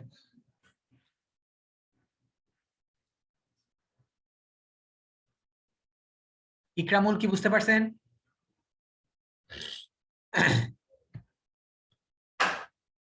আচ্ছা দেখেন পরেরটা, এখানে খেয়াল করেন, এখানে একটা যৌগ দেয়া আছে, এই যৌগে পাই বন্ধন কয়টা বলছে। এখন পাই বন্ধনের মধ্যে এখানে বেসিক্যালি এটা হচ্ছে তোমার সিগমা বন্ধন, এটা হচ্ছে সিগমা বন্ধন, বাট এরপরে দেখো এই যে নিচের দুইটা, এই নিচের এই দুইটা মিলে হচ্ছে একটা পাই বন্ধন হবে, আর উপরের দুইটা মনে করো এই উপরের দুইটা মিলে হচ্ছে একটা পাই বন্ধন হবে, এইখানে দুইটা পাই বন্ধন হবে। তাহলে বেসিক্যালি এখানে কয়টা পাই বন্ড আছে, এখানে বেসিক্যালি দুইটা পাই বন্ড আছে। কয়টা? দুইটা। কয়টা আছে? দুইটা। উপরের দুইটা আর নিচের দুইটা, বুঝতে পারছো? এখানে এখানে এটা ডাইরেক্ট তোমাদের বইয়ের একটা एग्जांपल দেওয়া, বুঝতে পারছো? আর বন্ধন কোণ বের করতে বলছে, এটা না বেসিক্যালি এই এটার দিকে তাকাই, এই যোগটার দিকে তাকাইলেই বুঝে যায় যে এখানে একটা কার্বন আছে, এখানে একটা কার্বন, এখানে একটা কার্বন আছে, তোমার এই মাঝখানে বন্ধন কোণ কত হবে বলো তো? এইটার মাঝখানে বন্ধন অ্যাঙ্গেলটা কত হবে? এটা অ্যাঙ্গেলটা হবে 180 ডিগ্রি। দেখো এটা কত হবে? 180 ডিগ্রি। বুঝতে পারছো? এটা sp3 না ফয়সাল, এটা sp2, এটা sp2 হইছে।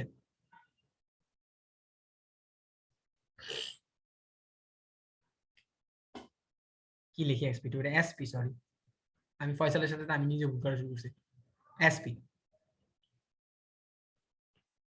এখন দেখেন এই যে নিচে বলছে নিচে কোনটি সঠিক।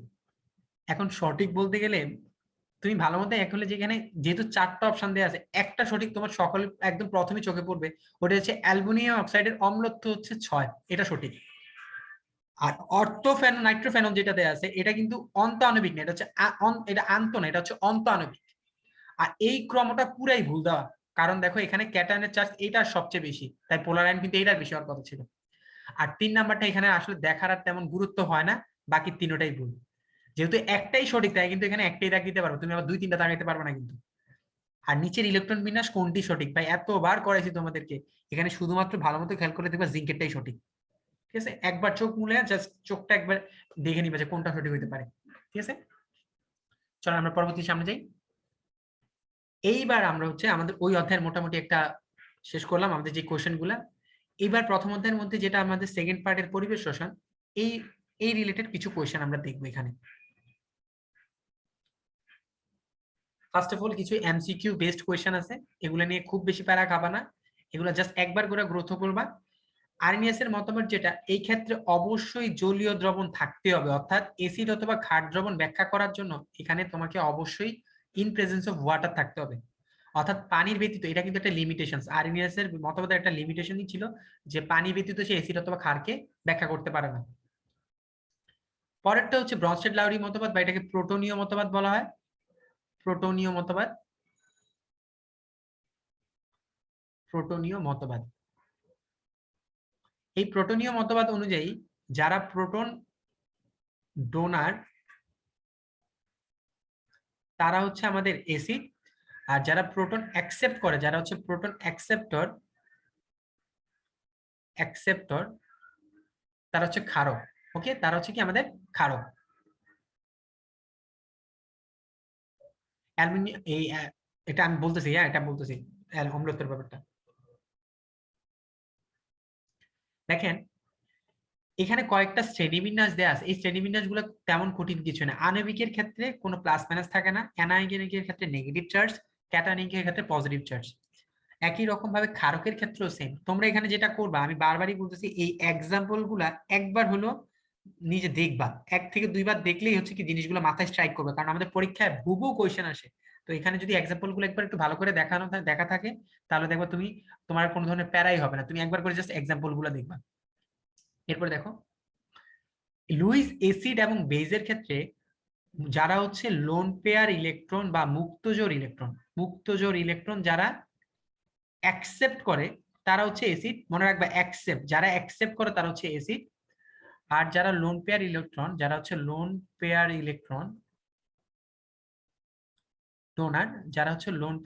ডোনার তারা হচ্ছে লুইস বেস। জাস্ট সিম্পলি হচ্ছে লোন পেয়ার ইলেকট্রন যারা অ্যাকসেপ্ট করবে তারা লুইস এসিড, আর যারা লোন পেয়ার ইলেকট্রন ডোনেট করবে তারা হচ্ছে লুইস ক্ষার। এটা ভেরি ভেরি ইম্পর্টেন্ট, এটা তোমাদের পরীক্ষায় আসার সম্ভাবনা সবচেয়ে বেশি। সো এখানে এক্সাম্পল গুলোর ক্ষেত্রে একটু মনে রাখবা। লুইস অ্যাসিড এবং বেজের ক্ষেত্রে একটা জিনিস মনে রাখবা, সকল অধাতব অক্সাইড হচ্ছে লুইস বেজ, ক্যাটায়নিক ক্ষেত্রে হচ্ছে তারা লুইস বেজ, বিকজ তারা পজিটিভ চার্জ তো তারা ইলেকট্রনকে পছন্দ করে। আর এটার ক্ষেত্রে যেগুলো নিউট্রাল, এদের মধ্যে ইলেকট্রন ঘাটতি থাকে, অর্থাৎ তারা যৌগ গঠন করার, তাদের অষ্টক পূর্ণ করার কিন্তু এখনো হয় নাই, তাদের ইলেকট্রন ঘাটতি থাকে। আর ক্ষারের ক্ষেত্রে এদের ইলেকট্রন বাড়তি থাকে। মনে রাখবা, বাড়তি থাকলে বেজ আর ঘাটতি থাকলে কি অ্যাসিড। আর বাকিগুলা যেগুলো আছে এগুলা জাস্ট সিম্পলি আমরা এক্সাম্পল গুলো একটু ভালো করে দেখবো, এক্সাম্পল গুলা একটু ভালো করে দেখবো, শেষ। It will be okay, just শুধু সিম্পলি একবার করে এক্সাম্পল গুলো দেখবা।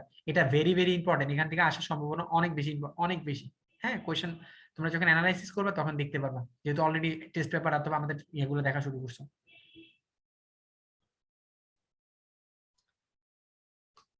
ওকে, দেখেন, আর অম্লত্ব আর ক্ষারত্ব নিয়ে একটু আলোচনা হয়েছিল। বেসিক্যালি অম্লত্ব আমরা বের করি হচ্ছে ক্ষারের, আর ক্ষারকত্ব বের করি অম্লের। মানে অম্ল যার দ্বারা প্রশমিত হয় ওইটাকে বলা হয় ক্ষারকত্ব, আর ক্ষারক যার দ্বারা প্রশমিত করা হয় ওটা হচ্ছে অম্লত্ব। এখন দেখো এখানে যে মানগুলা, এই মানগুলার মধ্যে বেসিক্যালি অনেকেরই এই H+ থাকলে তার বুঝতে হয়, যেখানে এখানে একটা হাইড্রোজেন আছে তার ক্ষারকত্ব 1, দুইটা হাইড্রোজেন আছে 2। কার্বন ডাই অক্সাইড এটা বেসিক্যালি কি রকম ভাবে হইছে, বেসিক্যালি কার্বন ডাই অক্সাইডকে তুমি যদি চিন্তা করো, কার্বনের একটা তুমি কার্বনের বেসিক্যালি একটা অধাতু, তো এটার ক্ষেত্রে এটা হচ্ছে 2, হ্যাঁ, কার্বনের একটা অধাতু, এটা কার্বন হচ্ছে 2, আর ফসফরিক অ্যাসিডের এটা হচ্ছে 3, এখানে সে 3টা H+ আয়ন দেয়। কার্বন ডাই অক্সাইডে তুমি যদি বিক্রিয়া করো তখন দেখবে এখান থেকে সোডিয়াম কার্বনেট তৈরি হয়, অর্থাৎ কার্বন ডাই অক্সাইডের সাথে যখন তুমি সোডিয়াম হাইড্রোক্সাইডের বিক্রিয়া দিবা, দেখবা যে কার্বন ডাই অক্সাইডকে নিউট্রালাইজ করার জন্য 2 মোল সোডিয়াম হাইড্রোক্সাইড লাগে। তাইলে তার ক্ষারকত্ব কত, 2। সোডিয়াম অক্সাইড, তারপর হচ্ছে ক্যালসিয়াম অক্সাইড। তুমি ক্যালসিয়াম অক্সাইডকে এইভাবে চিন্তা করতে পারো, ক্যালসিয়াম অক্সাইডের থেকে আমরা যদি এরকম ভাবে চিন্তা করি ক্যালসিয়াম হাইড্রোক্সাইড, তাহলে এটার কত হয়, 2 হয় না? একটু পাশাপাশি মিলাম। অ্যালুমিনিয়াম হাইড্রোক্সাইডের 3 হয়, 3টা হাইড্রোক্সাইড দেয়। ফেরিক হাইড্রোক্সাইডের কিভাবে হয়, এটাকে এভাবে বলা যায়, 2টা ফেরিক আয়ন মনে করো ফর এক্সাম্পল, এইভাবে দেখো। তো এখানে একটা ফেরিক আয়নের জন্য 3 আর দুইটার জন্য কত, 6। একই রকম ভাবে অ্যালুমিনিয়াম অক্সাইড যেটা আছে এটার ক্ষেত্রে বলা যায় 2টা অ্যালুমিনিয়াম 3+ আয়ন, তাহলে কত হবে, 6। ঠিক আছে, এগুলা যখন আমরা অ্যাডমিশনের সময় ক্লাস যারা করছো এগুলোর মধ্যে ভাইয়া কার তথ্যে কিসের সংখ্যা বৃদ্ধি পেয়েছে এগুলো একটু ভালোভাবে বুঝিয়ে দিবেন। আমি যা যা বলছি ফয়সাল এগুলার মধ্যেই সবগুলো জিনিস ছিল ফয়সাল, প্রত্যেকটা মতবাদের লিমিটেশনস গুলো একবার করে পড়ো ফয়সাল। তো যেটা বললাম যে ক্যাটায়নের যে ওভারঅল চার্জ, ওই চার্জের উপর ডিপেন্ড করে, দেখো একটার জন্য 3, দুইটার জন্য হচ্ছে 6, তাই এটার হচ্ছে কি অম্লত্ব 6। একই রকম ভাবে অ্যালুমিনিয়ামের ক্ষেত্রে সেম। ওকে,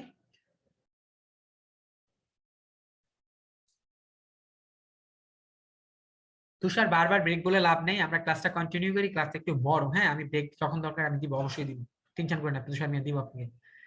এই কোয়েশ্চেনটার মধ্যে দেখো, কোয়েশ্চেনটার পর প্রথম পেজে তোমাকে বলা আছে টিডিএস কি, টোটাল ডিজলভ সলিড। পানিতে কিছু জৈব, তারপর হচ্ছে অজৈব, কঠিন, কঠিন, অদ্রবণীয় কণা থাকে, ওগুলাকেই বলা হয় টোটাল ডিজলভ সলিড। ওকে, তারপর অ্যামোনিয়াকে লুইস ক্ষারক কেন বলা হয়, বা এটা একদম সহজ, ফার্স্ট হচ্ছে লুইস ক্ষারকের ডেফিনেশনটা দিয়ে ফেলবা। এরপরে দেখবা এই অ্যামোনিয়ার মধ্যে লোন পেয়ার ইলেকট্রন থাকে, সে তার এই লোন পেয়ার ইলেকট্রনটাকে ডোনেট করতে পারে, যেহেতু সে লোন পেয়ার ইলেকট্রনকে ডোনেট করে NH4+ গঠন করতে পারে, তাহলে আমরা এটা বলতে পারি, যেহেতু সে লোন পেয়ার ইলেকট্রন ডোনেট করে, যে লোন পেয়ার ইলেকট্রন ডোনেট করবে সে হচ্ছে কি লুইস বেস। এরপরে কোশ্চেনে বলছে যে এ বি ও আমাদের এ ও বি গ্যাস দ্বয়ের ব্যাপনের হারের অনুপাত, তো আমরা এটা পরবর্তী স্লাইডে রাখছি তোমাদের জন্য।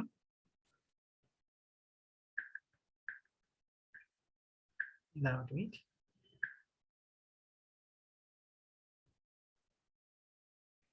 এই ক্ষেত্রে দেখো আমরা যেটা করব, এই কোশ্চেনটা পড়লেই বোঝা যায় যে দুইটা আলাদা পাত্রে এ এবং বি গ্যাস আছে, এবং গিভেন যে ডাটাগুলো আছে আমার এখানে যেটা করতে হবে, আমাদের এখানে যেটা করতে হবে, ব্যাপনের হারের অনুপাত যদি বের করতে চাই, এই ব্যাপনের হারের অনুপাত যদি তুমি বের করতে চাও, there is only one way, আণবিক ভরের অনুপাত দিয়ে, mv ডিভাইড বাই হচ্ছে ma দিয়ে, এটা দিয়ে করতে হবে।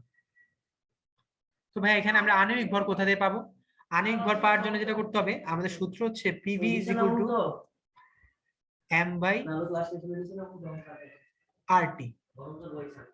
এই সূত্রটা অ্যাপ্লাই করে আমরা যদি এখান থেকে এটা এরকম করি, MA is equal to MRT by PV, MRT by PV, এটা অ্যাপ্লাই করলে তুমি MA ও পাবা আবার MB ও পাবা। দেখো আমাদের যতটুকু কাজ হচ্ছে আমি তোমাদেরকে সূত্রটা ধরায় দেয়া এবং তখন এখানে তোমরা মানগুলা বসায় মানটা বের করবে। হ্যাঁ, তো এখানে মান বসাইলে যেটা বেরোবে, MA হচ্ছে 16, MA হচ্ছে তোমাদের 16 পয়েন্ট সামথিং 974,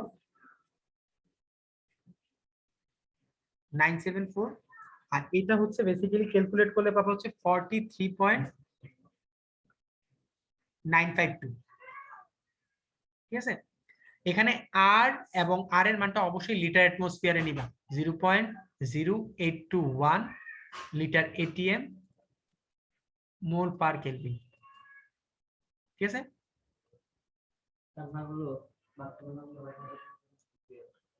না এটা ঘনত্ব দিয়ে কেন করতে যাবে, শুধু শুধু জিনিসটাকে ঘনত্ব দিয়ে করলে হয়, বাট সবচেয়ে ইজিয়েস্ট ওয়ে যেটা ওটা দিয়ে করো, সমস্যা কি? বুঝতে পারছো? ইজিয়েস্ট ওয়েটাই সবচেয়ে নিবা। ওকে, তো এখানে যদি এখানে মানগুলা বসাও, তুমি যেহেতু দুইটার মানই পেয়ে গেছো, লাস্ট পর্যন্ত এইটা রেশিওটা হবে হচ্ছে তোমার এই দুইটার অনুপাত হবে 1.609। ঠিক আছে, 1.609। তো আমরা বেসিক্যালি এখানে ঘনত্ব দিয়ে করতে পারতাম, d is equal to PM by RT তে, ওটা দিয়ে করতে পারো, বাট আণবিক ভর দিয়ে করাটা আমার কাছে বেশি যৌক্তিক মনে হয়েছে। ঠিক আছে, 4 নম্বরে বলছে এই দুইটাকে যখন মিক্স করে তুমি পাত্র সিতে নিলা, এই সিতে নেয়ার পরে এই আয়তনে সে একটা কিন্তু চাপ ফিল করবে, এটা হচ্ছে 27 ডিগ্রি সেলসিয়াস তাপমাত্রায়। 27 ডিগ্রি সেলসিয়াস তাপমাত্রায় দুইটাকে মিক্স করার পরে যেই চাপটা অনুভব করে, এটাকে যদি তুমি 35 ডিগ্রি সেলসিয়াস তাপমাত্রায় নাও, তখন তার চাপের কি রকম পরিবর্তন হবে? অঙ্কটা খুব ইন্টারেস্টিং। ফার্স্ট অফ অল সলিউশনে যেটা করতে হবে, তোমাকে এখানে ডাল্টনের ল অ্যাপ্লাই করতে হবে, ডাল্টনস ল। এই টাইপের কোশ্চেন আসার সম্ভাবনা সবচেয়ে বেশি। তো এই পাত্রে যখন ছিল PA into PB plus PV into BV, এই দুইটাকে মিক্স করে যখন তুমি পিসি পাত্রে নিছো, তখন এখান থেকে ক্যালকুলেট করে তোমাকে আগে বের করতে হবে এই পাত্রে মিক্স করার সময় পিসি যখন পাত্রে নিছো, এই 1000 ml এর মধ্যে যখন নিছো তখন সে কতটুকু চাপ অনুভব করে। তখন সে বেসিক্যালি চাপ অনুভব করছে হচ্ছে 1.55 ATM। তোমরা এখানে মান বসায় অবশ্যই পরীক্ষার খাতায় ডাইরেক্ট লিখে দিও না, মানগুলা বসায় লিখো, কারণ পরীক্ষার খাতায় এগুলোর উপরে অ্যানসার নাম্বারিং দেওয়া হয়। ঠিক আছে, এরপরে এই যে চাপটা দেয় এটা কিন্তু 27 ডিগ্রি সেলসিয়াস তাপমাত্রায়। এখন বলছে 35 ডিগ্রি সেলসিয়াস তাপমাত্রা কি হবে। এখন আমরা জানি pressure P1 divide by T1 equal to হচ্ছে প্রেসারের সাথে টেম্পারেচারের সম্পর্ক, যেটা P1 ডিভাইড বাই P2। এটা যদি অ্যাপ্লাই করো, এখানে প্রেসার তোমার কত ছিল পাইছো তুমি 1.55, আর T1 হচ্ছে কত 27 ডিগ্রি সেলসিয়াস, মানে হচ্ছে 300 কেলভিন, আর P2 হচ্ছে আমাদের বেসিক্যালি হচ্ছে কত, এখানে P2 বের করতে বলছে, আর হচ্ছে 35 ডিগ্রি সেলসিয়াস প্লাস হচ্ছে তোমার 273। এই ক্ষেত্রে চাপটা কত হবে? এই চাপটা ক্যালকুলেট করলে তোমরা মানটা পাবে হচ্ছে 1.59 ATM। বুঝতে পারছো? 1.59 ATM। বিসির মান অবশ্যই 1000 ml হবে, বিসির মানটা অবশ্যই 1000 ml হবে। দেখো রিপ্লাই করার ব্যাপার, এখানে কোনো রিপ্লাইয়ের ব্যাপারটা আমি বলতেছি, এই রিপ্লাই করার কোনো প্রয়োজনই নেই, কারণ তোমরা ভিডিওটা আবার এই ক্লাসটা সম্পূর্ণই পাবা। হ্যাঁ, তুমি যেই পাত্রে মিক্স করতেছো ওই পাত্রের আয়তনটা ধরবা, কারণ গ্যাসকে যেই পাত্রে রাখা হয় সেই গ্যাসটা ওই পাত্রের আয়তন দখল করে। ঠিক আছে, আবার এই দুইটা যোগ করে দিও না, তাহলে কাজ আসছে। এটা দেখেন 3 নাম্বারটা,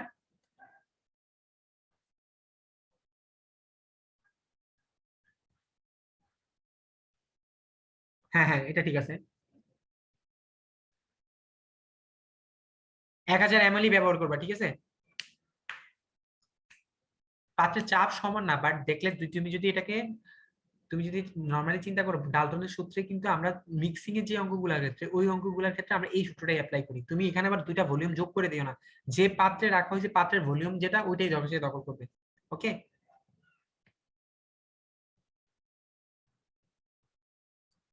এখানে এটা বলছে 25 ডিগ্রি সেলসিয়াস তাপমাত্রায় তুমি 2 গ্রাম কোনো গ্যাসের চাপ ও আয়তন নির্ণয় করতে বলছে। 2 গ্রাম ভরে কোনো গ্যাসের। এই কোশ্চেনে তুমি ডাটা খেয়াল করলে দেখবা চাপ যত বাড়াচ্ছ আয়তন ততই কমতেছে, অর্থাৎ চাপের সাথে আয়তনের এখানে একটা ব্যস্তানুপাতিক সম্পর্ক আছে। ঠিক আছে, চাপের সাথে আয়তনের এখানে একটা ব্যস্তানুপাতিক সম্পর্ক, এবং এক্স এর মান এবং ওয়াই এর মান এখানে যথাক্রমে দিয়ে দিছে। সিওডি মানে কি? কেমিক্যাল অক্সিজেন ডিমান্ড, এটা তোমরা জানো। এই সেকেন্ড কোশ্চেনটাকে হাজারো বার মানে গত ক্লাসে মিনিমাম 2বার সলভ করা হয়েছে। এই যে নাইট্রিক অ্যাসিড এবং ফসফরিক অ্যাসিড, এই অক্সো অ্যাসিড গুলোর মধ্যে তাদের কেন্দ্রীয় সংখ্যার জারণ মানের উপর তাদের অ্যাসিডিটি ডিপেন্ড করে। কিন্তু এখানে দেখা গেছে এই নাইট্রোজেনের এবং ফসফরাসের উভয়েরই জারণ মান হচ্ছে 5। এখন দুজনেরই 5 হওয়ার কারণে দ্যার ইজ এ প্রবলেম। এখন দুজনেরই 5 হওয়ার কারণে আমি দেখবো যে কেন্দ্রীয় পরমাণুর আকার কোনটা ছোট এবং কোনটা চার্জের ঘনত্ব বেশি। যেহেতু নাইট্রোজেনের আকার ছোট এবং এখানে চার্জ ঘনত্ব বেশি, তাই এখানে কোনটা বেশি অ্যাসিডিক আমরা বলতো এইটা। তো এই অধ্যায়ে যেমন এই কোশ্চেনটা চলে আসছে, এটা তোমাদের গত অধ্যায়ে আমরা এটা দেখাইছি, চ্যাপ্টারে দেখাইছিলাম গত চ্যাপ্টারে। তো এই কোশ্চেনের সলভটা অবশ্যই একবার দেখে যাবো, পরীক্ষার সময় আসতে পারে কিন্তু।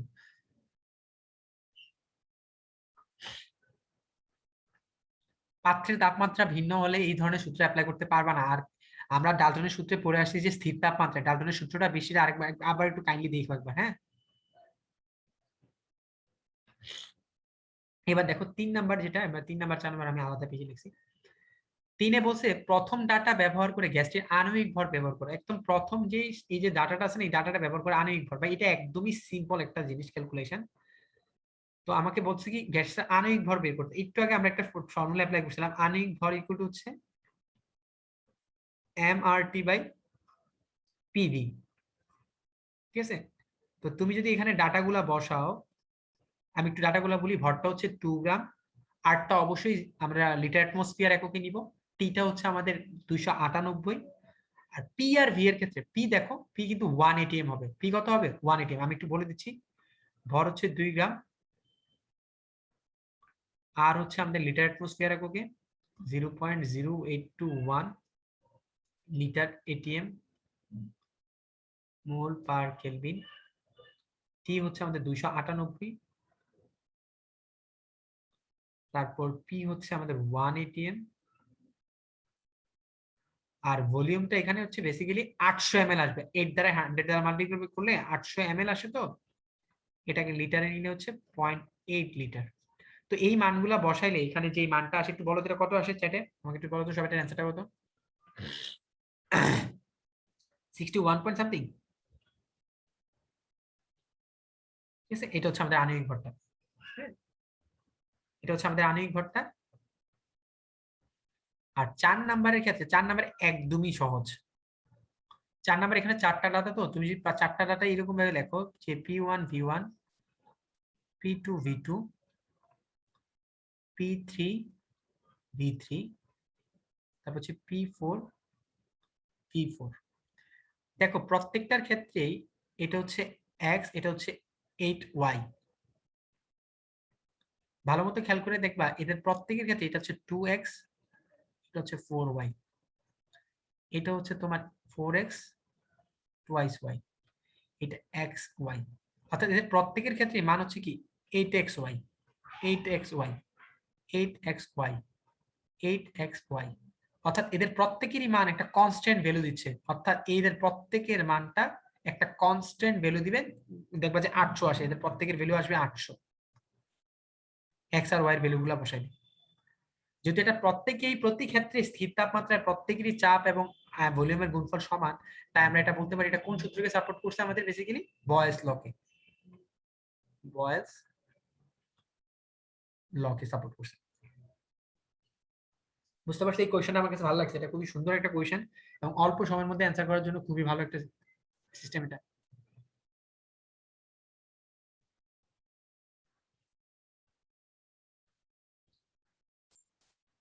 এরকম কোয়েশ্চেন আসার সম্ভাবনা 100% আছে। ভলিউম কিভাবে 100? আরে এই দেখো এখানে 8 ইনটু, তুমি যদি 8 মাল্টিপ্লাই বাই ওয়াই এর মান 100 বসাও তাহলে 800 ml আসে না? এটা মনে হয় এটা ভুলে যায় খালি।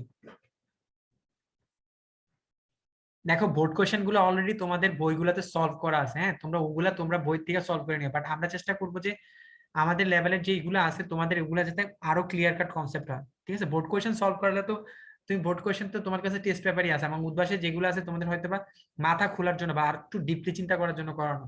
ওকে, এবার দেখেন এটার পরে আমরা ব্রেক দিব, হ্যাঁ এটা হওয়ার পরে আমরা একটু ব্রেক দিব।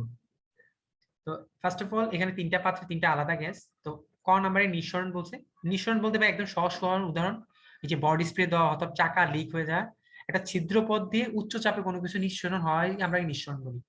আর অনুবন্ধী অম্ল আর ক্ষারক বলতে আমি তো যদি উদাহরণ দিই, ফর এক্সাম্পল তুমি একটা এসিড নিছো, এই এসিড যখন একটা H+ আয়ন ছেড়ে দেয়, এটা থেকে যেটা তৈরি হয় না, মনে করি এখান থেকে A- আয়ন তৈরি হলো, যেটা তৈরি হইলো এটাই হচ্ছে আমাদের কনজুগেট বেস। এসিড থেকে একটা H+ আয়ন বের করে দেওয়ার পরে যেটা তৈরি হয় ওটাকেই বলা হয় কনজুগেট বেস বা অনুবন্ধী ক্ষার। আর এই H+ আয়নটাকে যে গ্রহণ করে সে হচ্ছে আমাদের বেসিক্যালি তার পরিচয় হচ্ছে বেস, আর সে যে অবস্থায় পরিণত হয় BH+, এটাই হচ্ছে আমাদের কনজুগেট অ্যাসিড। সিম্পলি এইভাবে রিপ্রেজেন্ট করবা, টিচার তোমার ফুললি 2 মার্ক দিয়ে দিবে। তুমি যদি এইরকম ভাবে লিখে দিতে পারো তোমাকে নাম্বার দিবে, ঠিক আছে। বাট ভালো হয় কিছু জিনিস বাংলায় লিখো, মানে বাংলা একটু ডিটেলসে লিখো।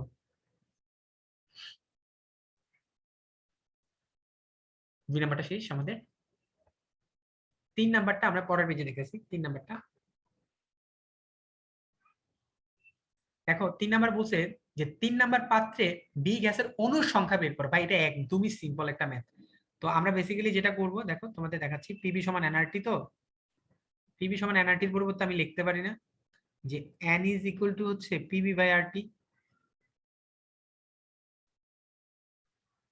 আমরা যখন এন নিয়ে অনেক ডিল করছিলাম তখন এন কে আবার লিখছিলাম n by N A equal to হচ্ছে পিবি বাই আরটি।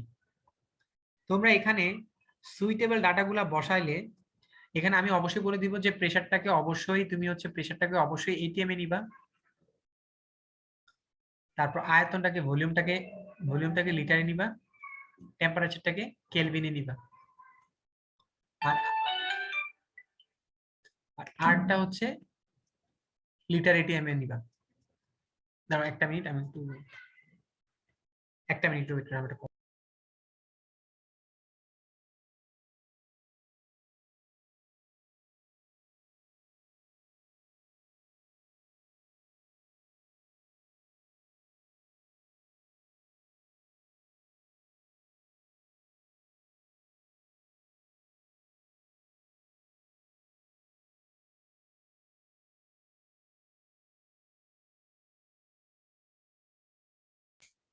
এটার মান কত আসে বলেন তো?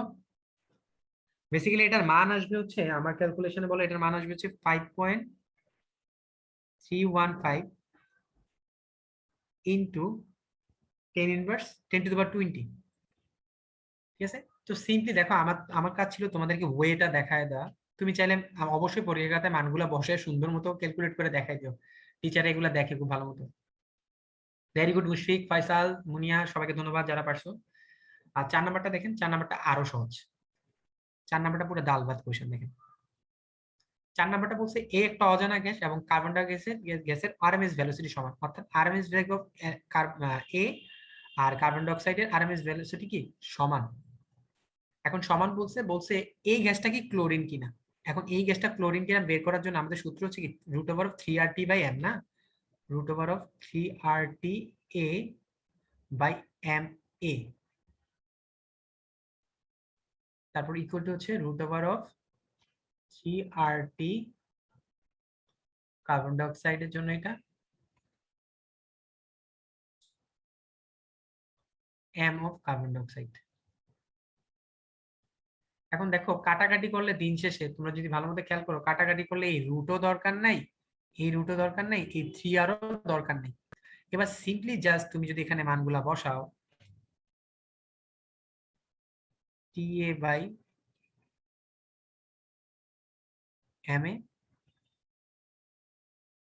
T of carbon dioxide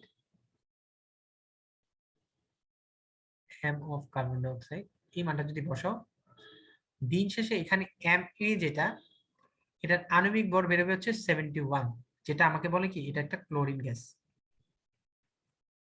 এই টাইপের কোয়েশ্চেন গুলো কিন্তু খুব ইন্টারেস্টিং, এগুলা পড়তেও বেশি সময় লাগে না, এবং এখানে তোমাকে টিচার কোয়েশ্চেন নাম্বার কাটার মতো ওয়েও পাবে না, ঠিক আছে, নাম্বার কাটার মতো ওয়েও পাবে না। এখন দেখো এখান থেকে আমরা জাস্ট এই কয়টা বাজে এখন, 7টা 10, 8টা 10 বাজে না, ঠিক আমরা 8টা 15-তে ফিরে আসবো। 8টা 15-তে ব্রেক টাইম, তুষার না জানি কে জানি বারবারই ব্রেক টাইম চাইতেছিল, তো একটু ব্রেক টাইম থাকো, এর মাঝখানে সবাই একটু পানি টানি খেয়ে এসো, রেস্ট নাও, আমরা ঠিক আবার শুরু করে দেবো 8টা 15-তে। ওকে।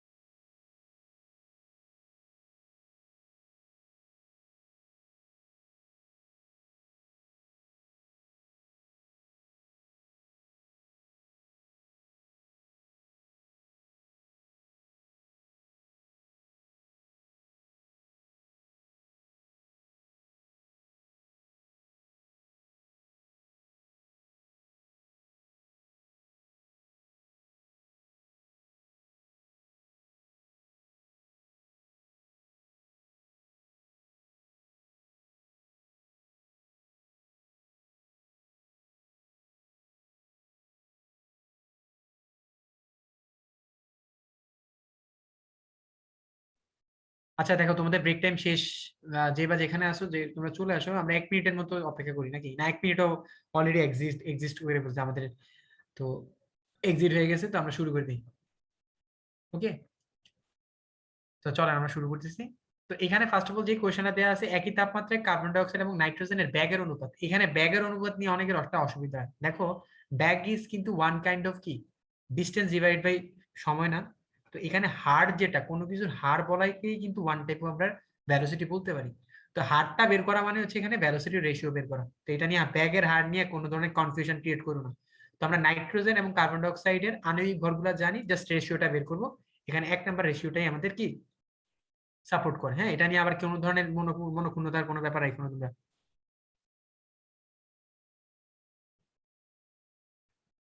তারপর হচ্ছে পানিতে অস্থায়ী ক্ষারতা কোনটি সৃষ্টি করে? পানিতে দুই ধরনের ক্ষারতা হয়, একটা হচ্ছে স্থায়ী ক্ষারতা, একটা হচ্ছে অস্থায়ী ক্ষারতা। অস্থায়ী ক্ষারতাটা হয় বেসিক্যালি বাইকার্বনেটের জন্য। কার জন্য হয়? বাইকার্বনেটের জন্য। আর দেখো দুইটা টেম্পারেচার দেওয়া আছে, আরএমএস ভেলোসিটির অনুপাত। আমরা জানি আরএমএস ভেলোসিটি যেটা আছে, আরএমএস ভেলোসিটি যেটা আছে, ওটা হচ্ছে টেম্পারেচারের বর্গমূলের সমানুপাতিক। টেম্পারেচারের বর্গমূলের সমানুপাতিক। আরএমএস ভেলোসিটি হচ্ছে টেম্পারেচারের বর্গমূলের সমানুপাতিক। তাহলে দেখো দুইটা টেম্পারেচার দেওয়া আছে 200 আর 400, রেজাল্ট ক্যালকুলেট করলে সুন্দর মতো 1 নাম্বারটা আছে অ্যান্সার। ঠিক আছে, তো চলেন সামনে। এরপরে দেখো এটা ডাইরেক্ট বয়েলের সূত্র। এখন আমরা বয়েলের সূত্রে পড়ছিলাম পিভি ইজ ইকুয়াল টু কি কে, দুই পাশে লগ দ্বারা গুণ করলে এই ভ্যালুটা আসে। এরপরে আমি যদি এইটাকে ওয়াই অক্ষ বরাবর নেই, এটাকে যদি হচ্ছে তুমি এক্স অক্ষ বরাবর, সরি এক্স অক্ষ বরাবর নাও, এখানে কিন্তু এই যে মাইনাস, এখানে কিন্তু এটাকে -1 দ্বারা লেখা যায়। মানে এই ব্যাপারটাকে আমরা এখানে একটা -1 আছে মনে করি। ঠিক আছে, তো এই -1 যেটা, এটাকে যদি আমরা এম ধরি আর এটা হচ্ছে সি, তাহলে হচ্ছে কি y equal to mx plus C. অর্থাৎ এটা y equal to mx plus C একটা গ্রাফকে সাপোর্ট করে, যার ঢাল বা স্লোপটা হচ্ছে কি, স্লোপটা হচ্ছে -1। আর আমরা জানি ঢাল, ঢালকে আমরা যদি ম্যাথমেটিক্যালি লিখি, এক্স অক্ষের ধনাত্মক দিকের সাথে যে কোণ উৎপন্ন করে তার টেনজেন্টকে আমরা স্লোপ বলি বা ঢাল বলি। অর্থাৎ টেন থিটার মান এখানে হচ্ছে -1, তাই এটাকে ইনভার্স করলে এই থিটার মান আসবে হচ্ছে 135 ডিগ্রি। এটা মুখস্থ করে খেয়ে ফেলবে এই মান। এটা মানে এটাকে ম্যাথমেটিক্যালি তো ভাই এক্সপ্লেন করে বুঝাইলাম, বাট এটাকে পুরো একদম সম্পূর্ণ সবসময় এটা আসলে ডাইরেক্ট অ্যান্সার হচ্ছে 135। ঠিক আছে, আর বিওডির ক্ষেত্রে আমরা অলওয়েজ জানি যে এটা ফার্স্টে এই বিওডি বৃদ্ধি পাবে সিওডি বৃদ্ধি পাবে, এটা কিন্তু সঠিক না, এটা কোনো ডিপেন্ডেন্ট না। বিওডি আর সিওডি কিন্তু একটা আরেকটার উপর ডিপেন্ডেন্ট না, বাট আমরা অলওয়েজ জানি যে বিওডি থেকে সিওডি বেশি হয়। আর বিওডির উপস্থিতি আমাদের বেসিক্যালি বিওডিটা কাজ করে হচ্ছে পানিতে যে জৈব দূষকগুলো থাকে তার পরিমাণ নির্দেশ করার জন্য। পানিতে যে জৈব দূষকগুলো থাকে তার পরিমাণ নির্দেশ করার জন্য হচ্ছে বিওডি কে নেওয়া হয়। এটার অ্যান্সার হচ্ছে 2 আর 3।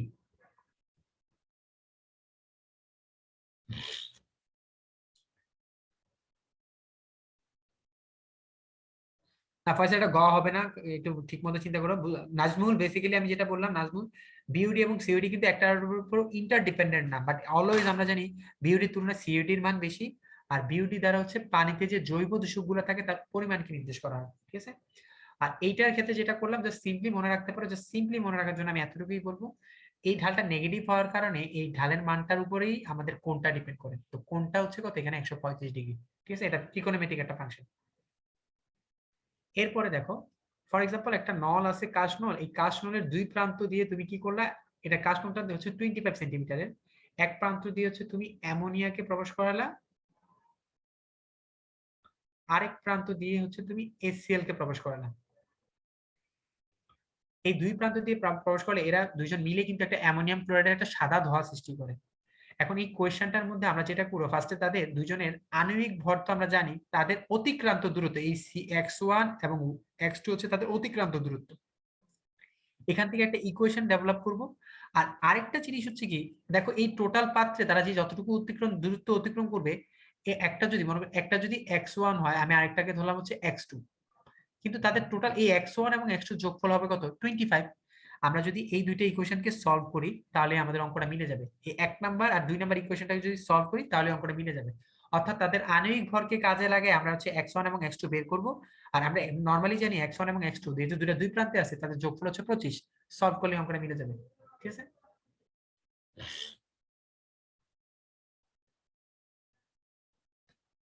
আর নিচে কোন জোড়া লুইস অ্যাসিড যখন পড়াইছি তখন আমরা বলছিলাম এগুলাতে ইলেকট্রন ঘাটতি থাকার কারণে, এগুলাতে ইলেকট্রন ঘাটতি, তাই তার হচ্ছে কি ইলেকট্রন বাড়তি হলে হচ্ছে লুইস বেস, আর ইলেকট্রন ঘাটতি হলে কি লুইস অ্যাসিড। ওকে, আর এটাতে অ্যাকচুয়ালি দেখো সমষ্ণ লেখো বলা মানেই হচ্ছে এখানে বয়েল ল অ্যাপ্লাই করছে, মানে P V equal to K apply করছে। তো দেখো এখানে পি আছে, ভি আছে, পি ভি আছে, কিন্তু 3 নাম্বারটা কোনো রকম ভাবে হবে না, এটা পুরাই ভুল। তাহলে আমাদের অ্যান্সার কোনটা? সমষ্ণ লেখো আমরা পাই হচ্ছে ভয়েস ল এর ক্ষেত্রে, তাহলে আমাদের সঠিক হচ্ছে কি 1 আর 2। সঠিক অ্যান্সার হচ্ছে আমাদের 1 আর 2। ওকে, এর পরবর্তীতে আমাদের যে কোশ্চেনটা, এখানে 3টা পাত্রে একই ভরের 3টা আলাদা গ্যাস দেওয়া আছে, টেম্পারেচার সেম। কোশ্চেনটা ফার্স্টে দেখলে একটু স্ট্রাইক করবে যে কি দিল, এটা কিছুই বুঝতেছি না। বলছে যে গতিশক্তির ক্রম, মানে কোনটার গতিশক্তি বেশি এখানে বের করতে বলছে। এখন সহজ বিষয়, গতিশক্তি মূলত হচ্ছে আণবিক ভরের ব্যস্ত আনুপাতিক। যেই গ্যাস যত বেশি হালকা বা যেই গ্যাসের আণবিক ভর যত কম, ওটার গতিশক্তি সবচেয়ে বেশি। এখানে কার্বন ডাই অক্সাইড হচ্ছে 44, তারপর অক্সিজেন হচ্ছে 32, নাইট্রোজেন হচ্ছে 28। তো নাইট্রোজেনের আণবিক ভর সবচেয়ে কম হওয়ার কারণে তার গতিশক্তি বা তার মুভ করার স্পিডও সবচেয়ে বেশি থাকবে। ওই যে আমরা পড়ছিলাম না যে কি বলে এটাকে, ব্যাপনের হারের মতোই জিনিসটা, যে গ্যাস যত হালকা তার আণবিক ভর তত কম, সে তত দ্রুত মুভ করে। আর বি পাত্রের ক্ষেত্রে আরএমএস ভেলোসিটি বের করতে বলছে। ভাই এখানে একটা জিনিস হচ্ছে কি, আমি তোমাদের কয়েকটা কথা বলি। বি পাত্রে বেসিক্যালি আছে আমাদের অক্সিজেন। এখানে লেখার সময় কয়েকটা জিনিস ভুল করবা। ফার্স্ট অফ অল এখানে এসআই ইউনিটে আর এর মানটা হবে, আমি মার্ক করে দিচ্ছি। আর এখানে যে এককটা বসাইছি এম এর, এই এম এর মানটা কিন্তু কেজিতে বসানো লাগে। নরমালি আমরা হচ্ছে গ্রাম পার মোলে লিখি, কিন্তু এখানে লিখতে হবে কি কেজিতে, কারণ এসআই ইউনিটে ভরের একক কি কেজি। তোমরা সবাই এই দুইটা জায়গায় অবশ্যই অবশ্যই কোশ্চেন পরীক্ষার খাতায় করার সময়, মানে তোমরা যখন বাসায়ও প্র্যাকটিস করে মার্ক করে রাখবা, তাহলে হচ্ছে কি ইন পরবর্তীতে পরীক্ষায় আসলে তোমার ভুল হবে না। কারণ আমি যখন আমার ঢাকা ইউনিভার্সিটিতে কোশ্চেনটা আসছিল, আমার ভুল ছিল, আমি মিলাইতে পারিনি। ঠিক আছে, তো এগুলা সিলি সিলি মিস্টেক, এগুলো যাতে ভুল না হয়। ঠিক আছে,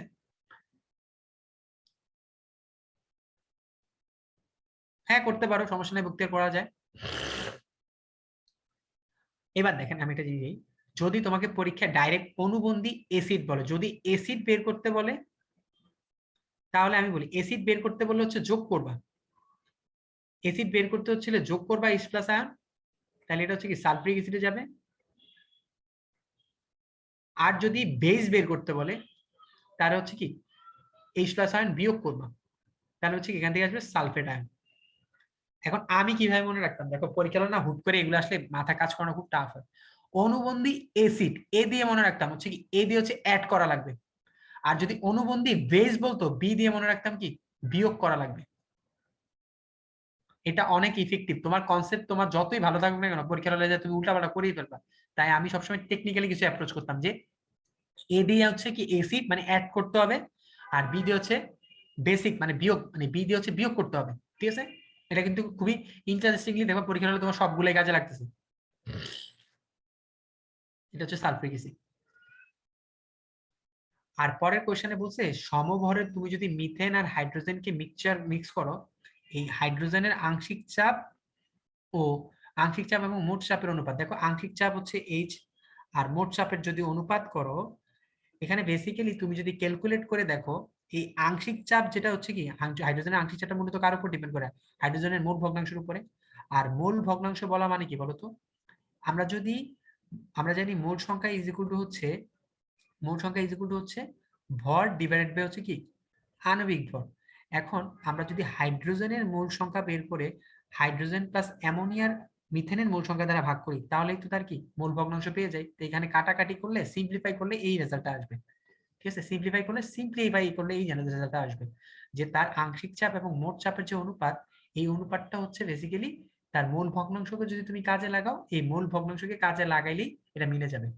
কারণ আমরা জানি এখানে যেটা হয়েছে যে হাইড্রোজেনের আংশিক চাপ হচ্ছে বেসিক্যালি তার মোল ভগ্নাংশ অফ হাইড্রোজেন ইনটু হচ্ছে কি মোট চাপ। তো টোটাল প্রেসারটাকে এটাই চাইছে বের করতে বলছে, যে এই আংশিক চাপ আর মোট চাপের অনুপাতটা বের করতে বলছে। আর ইনডাইরেক্টলি হচ্ছে হাইড্রোজেনের মোল ভগ্নাংশ বের করতে বলছে। এখানে ইনডাইরেক্টলি হাইড্রোজেনের মোল ভগ্নাংশ বের করতে বলছে। ঠিক আছে, ইম্পর্টেন্ট কোশ্চেন আছে। চলো এবার হচ্ছে পরিমাণগত রসায়ন, কিছু ম্যাথমেটিক্যাল প্রবলেম করব, খুবই ইন্টারেস্টিংলি এই অধ্যায়টা। তো আমরা যতটুকু কয়েকটা কোয়েশ্চেন সলভ করব, এবং এই কোয়েশ্চেন সলভ গুলো থেকে আমরা আশা করি আসতে পারে বা এই প্যাটার্নে আসতে পারে। তো চলো পরিমাণগত রসায়ন, একদম প্রথমেই কয়েকটা সূত্রাবলী আছে, এই সূত্রগুলোকে খেয়ে ফেলতে হবে। ঠিক আছে, ppm, মোলারিটি। তারপর এসিড বেজের অঙ্কগুলা কোনো সময় আমরা আজকে থেকে মানে বোর্ড পরীক্ষায় তুল্য সংখ্যা দিয়ে করব না। এসিড বেজের অঙ্কগুলোর সময় সবসময় আমরা যেটা করব, একটা এসিড দেয়া থাকবে, একটা বেজ দেয়া থাকবে, এসিডের ঘনমাত্রা আর মোল সংখ্যার সাথে একই রকম ভাবে এখানে দেখবা হচ্ছে বেজের আয়তন এবং ঘনমাত্রা দেয়া থাকবে।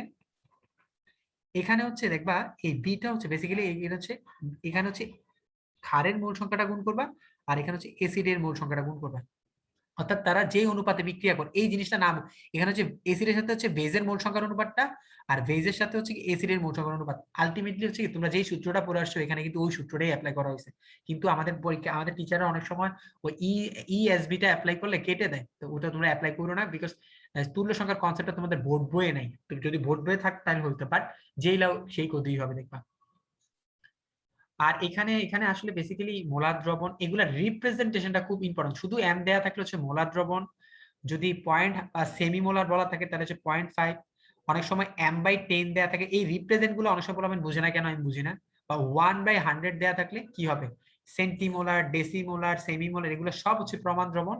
এগুলার এখানে ডেফিনেশনও দেয়া আছে, আবার তারপর এদের যে একটা এক্সাম্পলও দেয়া আছে। Just for your kind information, এগুলো সম্পর্কে একটা ভালো ধারণা রেখে, কারণ তোমরা অনেকেই জানো কি এই এগুলা রিপ্রেজেন্টেশন গুলো, এগুলার মানে কি, এগুলো সম্পর্কে যদি একটু ধারণা রাখো তাহলে অঙ্ক সময় কোনো ভুল হবে না।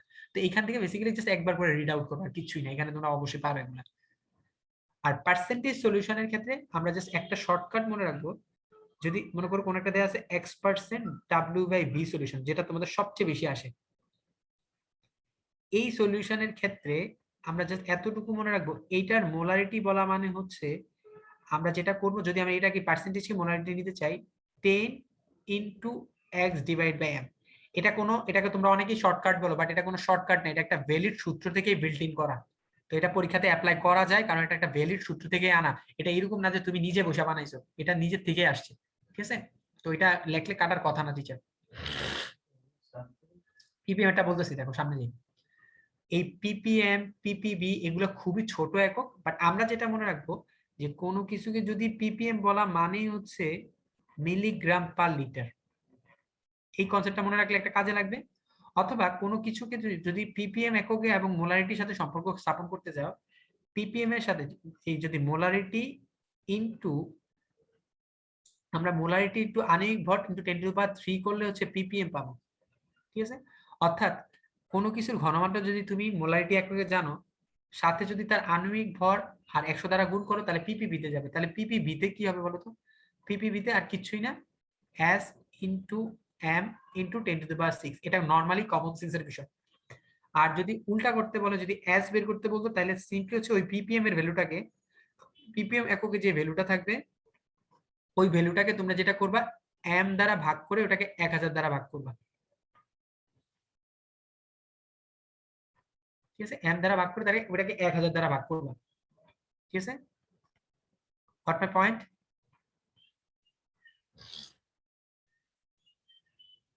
এগুলা কিন্তু কোনো শর্টকাট না, এগুলা ভ্যালিড, কিন্তু এগুলা কোনো ইনভ্যালিড কিছু না। কোনো টিচার এগুলো আসলে কাটার মতো কোনো এখতিয়ার নাই। তুমি চাইলে এগুলার ব্যাখ্যা দেওয়া যায়, এগুলাকে মানে ইনিশিয়েট করা যায় যে কিভাবে আসছে। ঠিক আছে, এবার দেখো জারণ বিজারণের ডেফিনেশন। বাচ্চাকালে ইলেকট্রন স্থানান্তরের মাধ্যমে যে বিক্রিয়াগুলো হয় ওটাকে জারণ বিজারণ বিক্রিয়া। আর পটাশিয়াম ডাইক্রোমেটকে প্রাইমারি স্ট্যান্ডার্ড পদার্থ বলার পিছনে রিজন হচ্ছে কি, এদের ঘনমাত্রা দীর্ঘদিন আনচেঞ্জ থাকে, ঘনমাত্রা অপরিবর্তিত থাকে,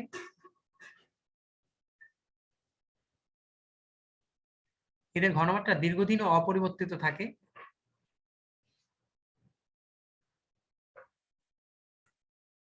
এন্ড আরেকটা কথা, এদেরকে বিশুদ্ধ অবস্থায় পাওয়া যায়, এরা সহজেই জলীয় বাষ্পের সাথে বিক্রিয়া করে না।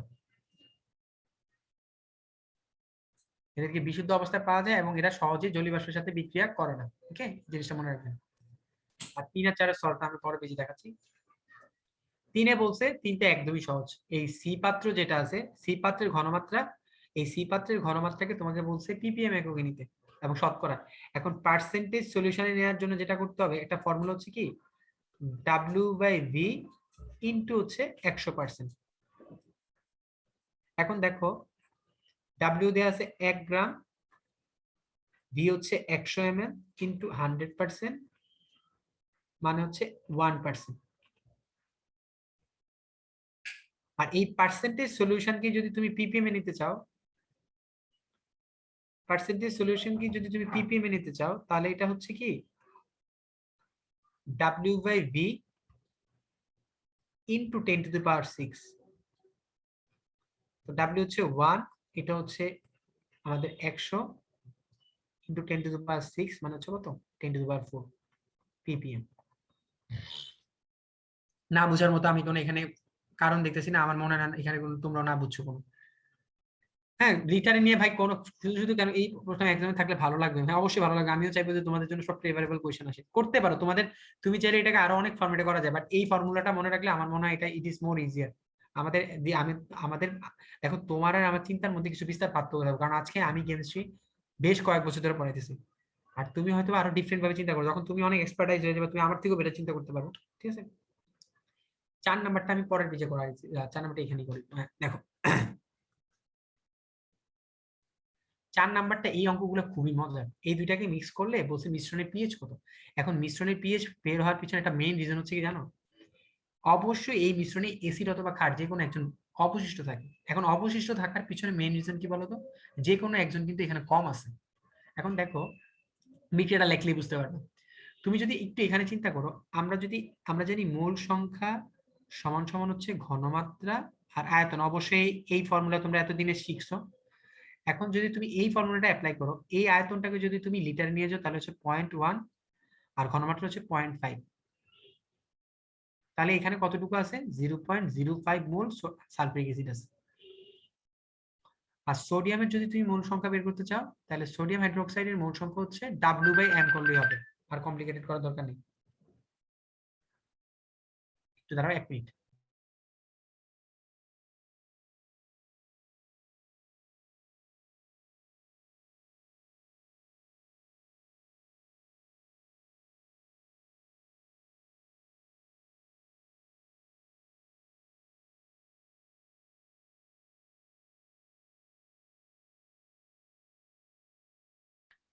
দেখো এখানে ভরটা হচ্ছে তোমার 1, সরি আমার একটা কল আসছিল, হ্যাঁ ভরটা হচ্ছে 1 আর এটা হচ্ছে 40, এটা আসে মেবি আসবে, এটা হচ্ছে তোমার কত আসে, এটা 1/40, 0.025 মোল। দেখো এটা নর্মাল কমন সেন্স দিয়ে অঙ্কটা মিলিয়ে ফেলা যায়। খেয়াল করো, এই দুইটাকে যখন তুমি মিক্স করবা, এই মিক্স করলে দেখা যায় সালফ্রিক অ্যাসিড যখন হচ্ছে আমার সোডিয়াম হাইড্রোক্সাইডের সাথে বিক্রিয়া করে, সোডিয়াম হাইড্রোক্সাইডের সাথে বিক্রিয়া করে, তখন আমার উৎপন্ন হয় কি সোডিয়াম সালফেট আর হচ্ছে পানি। একটু জাস্ট সিম্পল কমন সেন্সের ব্যাপার এখানে। দেখো বিক্রিয়ায় বলে যে এইটার 2 মোল লাগলে এটার যদি 2 মোল লাগে, এটার 1 মোল দরকার। এখন দেখো তুমি নিচে হচ্ছে এটার 0.2025 মোল, এটার যদি 0.025 মোল নাও, তুমি নিজেই বলো তো সালফ্রিক অ্যাসিড কি, তার ঠিক অর্ধেক লাগবে না? এটার 2 লাগলে এটার 1, মানে ঠিক এটার অর্ধেক পরিমাণ লাগে। তাহলে এখানে এটা কতটুকু লাগবে 0.0125 মোল লাগবে। আমার কথাটা বুঝতে পারছেন? অর্থাৎ এখানে সালফ্রিক অ্যাসিড কিন্তু লাস্টে অবশিষ্ট থাকবে। সুতরাং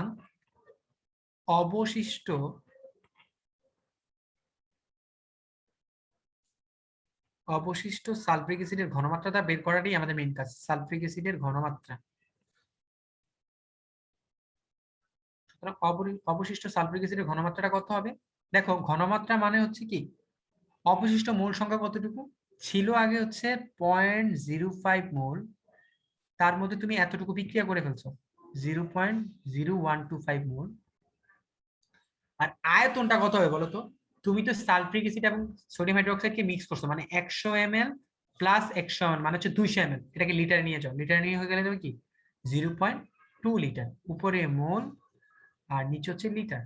এটা ক্যালকুলেট করলে মোস্ট প্রবাবলি আসার কথা হচ্ছে, দেখি তো কত আসে,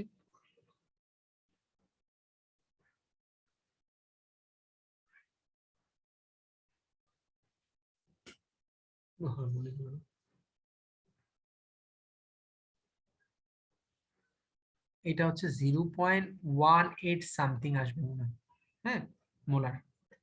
তো আমরা তো পিএইচ বের করতে চাইছি, তো পিএইচ বের করলে কত আসে দেখো তো, এটার পিএইচ এখানে যে জায়গাটায় ভুল করে অনেক পোলা পাইন, পিএইচ বের করার সময় এখানে কিন্তু লগ অফ এইচ প্লাস আয়নের যে ঘনমাত্রা, এখানে কিন্তু এইচ প্লাস আয়নের ঘনমাত্রা দ্বিগুণ হবে। এখানে কিন্তু দুইটা এইচ প্লাস আয়ন হবে, কয়টা হবে?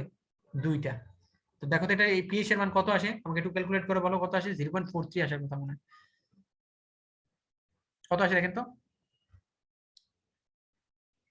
ফয়সাল, কত আসছে? সবাই একটু করে দেখেন, আমাকে একটু বলেন।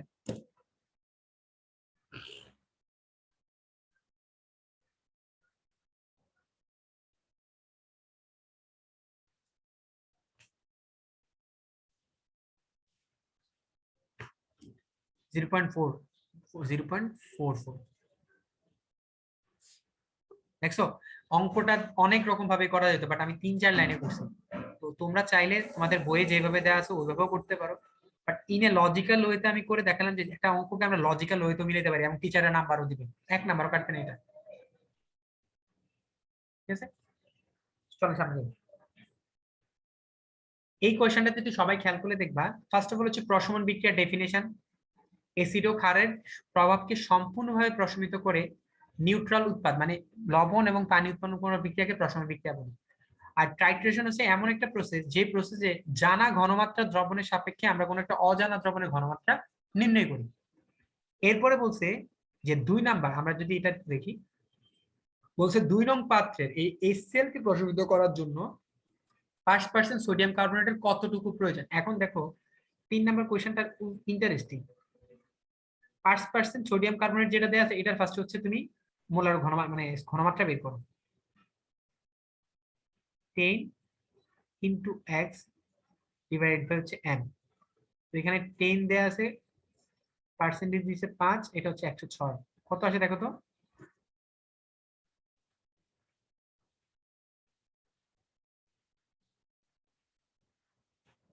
জিরো পয়েন্ট ফোর সেভেন আসে।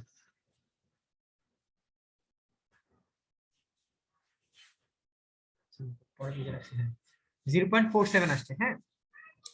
এখন বলছে তুমি যদি এটার ঘনমাত্রা জানো, বলছে তুমি যদি সোডিয়াম কার্বনেট দিয়ে HCl কে প্রশমিত করতে চাও, তাহলে কতটুকু সোডিয়াম কার্বনেট লাগতো।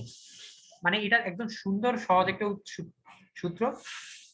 সোডিয়াম কার্বনেট এর সাথে বিক্রিয়া করলে কি আসবে? Sodium chloride, carbon die oxide আর হচ্ছে পানি। দেখো এখানে আমরা যেটা করবো, যে একটু আগে যে সূত্রটা বললাম, এসিড ইন্টু এসিডের ঘনমাত্রা ইন্টু আয়তন ইকুয়াল টু বেজের আয়তন ইন্টু ঘনমাত্রা। আর আমরা সবগুলাকে ইন্টারচেঞ্জ করে লিখবো, অর্থাৎ এটা হচ্ছে আমাদের এ, এটা হচ্ছে বি। বি হচ্ছে কত? এখানে 1, তাহলে বি এই পাশে আর এ এই পাশে। তো তোমরা যদি এখানে মানটা বসাও, তাহলে আমার এখানে বেসিক্যালি হচ্ছে বেজের আয়তন চাইছে না, বেজের বেসটার আয়তনটা কত আসে একটু কাইন্ডলি আমাকে সবাই একটু ক্যালকুলেট করে বলো তো। আমাকে একটু ক্যালকুলেট করে বলো বেজের আয়তনটা কত আসে এখানে। অনেকে হয়তো বা অলরেডি করেও ফেলছো। 2.21 আসে, আচ্ছা ঠিক আছে। 2.12 আসে না?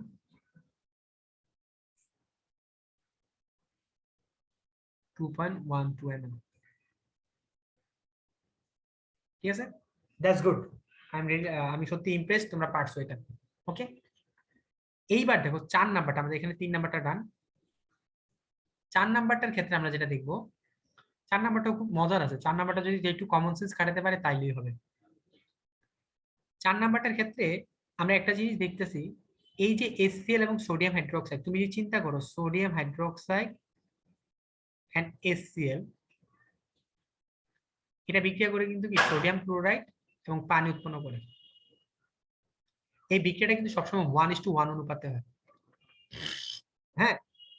এখন তুমি যদি ক্যালকুলেট করে দেখো, তুমি নর্মালি এখানে চিন্তা করো, তুমি যদি এটার মোল সংখ্যা বের করো, তুমি এখানে মোল সংখ্যা বের করলে দেখবা 0.2 ইন্টু হচ্ছে 40 ml, মানে হচ্ছে কত 0.04 ml। এটা ক্যালকুলেট করলে আসবে 0.008 ml হিট মোল। আর HCl এরটা ক্যালকুলেট করলে আসার কথা হচ্ছে, HCl এর যদি মোল সংখ্যা কাউন্ট করি হচ্ছে আমার আসার কথা হচ্ছে 0.1 ইন্টু 0.02, এটা আসার কথা হচ্ছে 0.002 মোল। এখন আমরা দেখতেই পারতেছি যে আমাদের এখানে HCl কম আছে।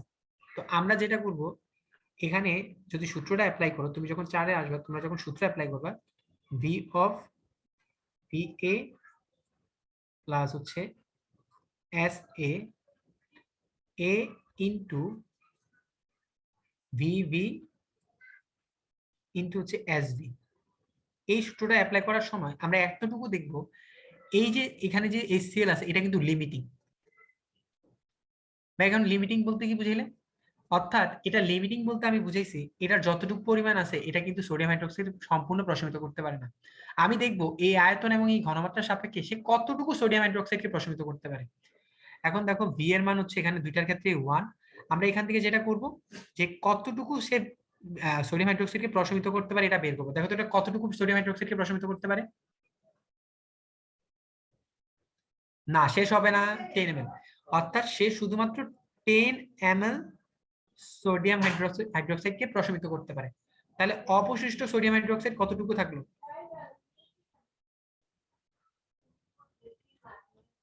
অবশিষ্ট সোডিয়াম হাইড্রোক্সাইড থাকলো বেসিক্যালি তোমার ছিল কতটুকু, 40 ml, বিক্রিয়া করলো 10 ml,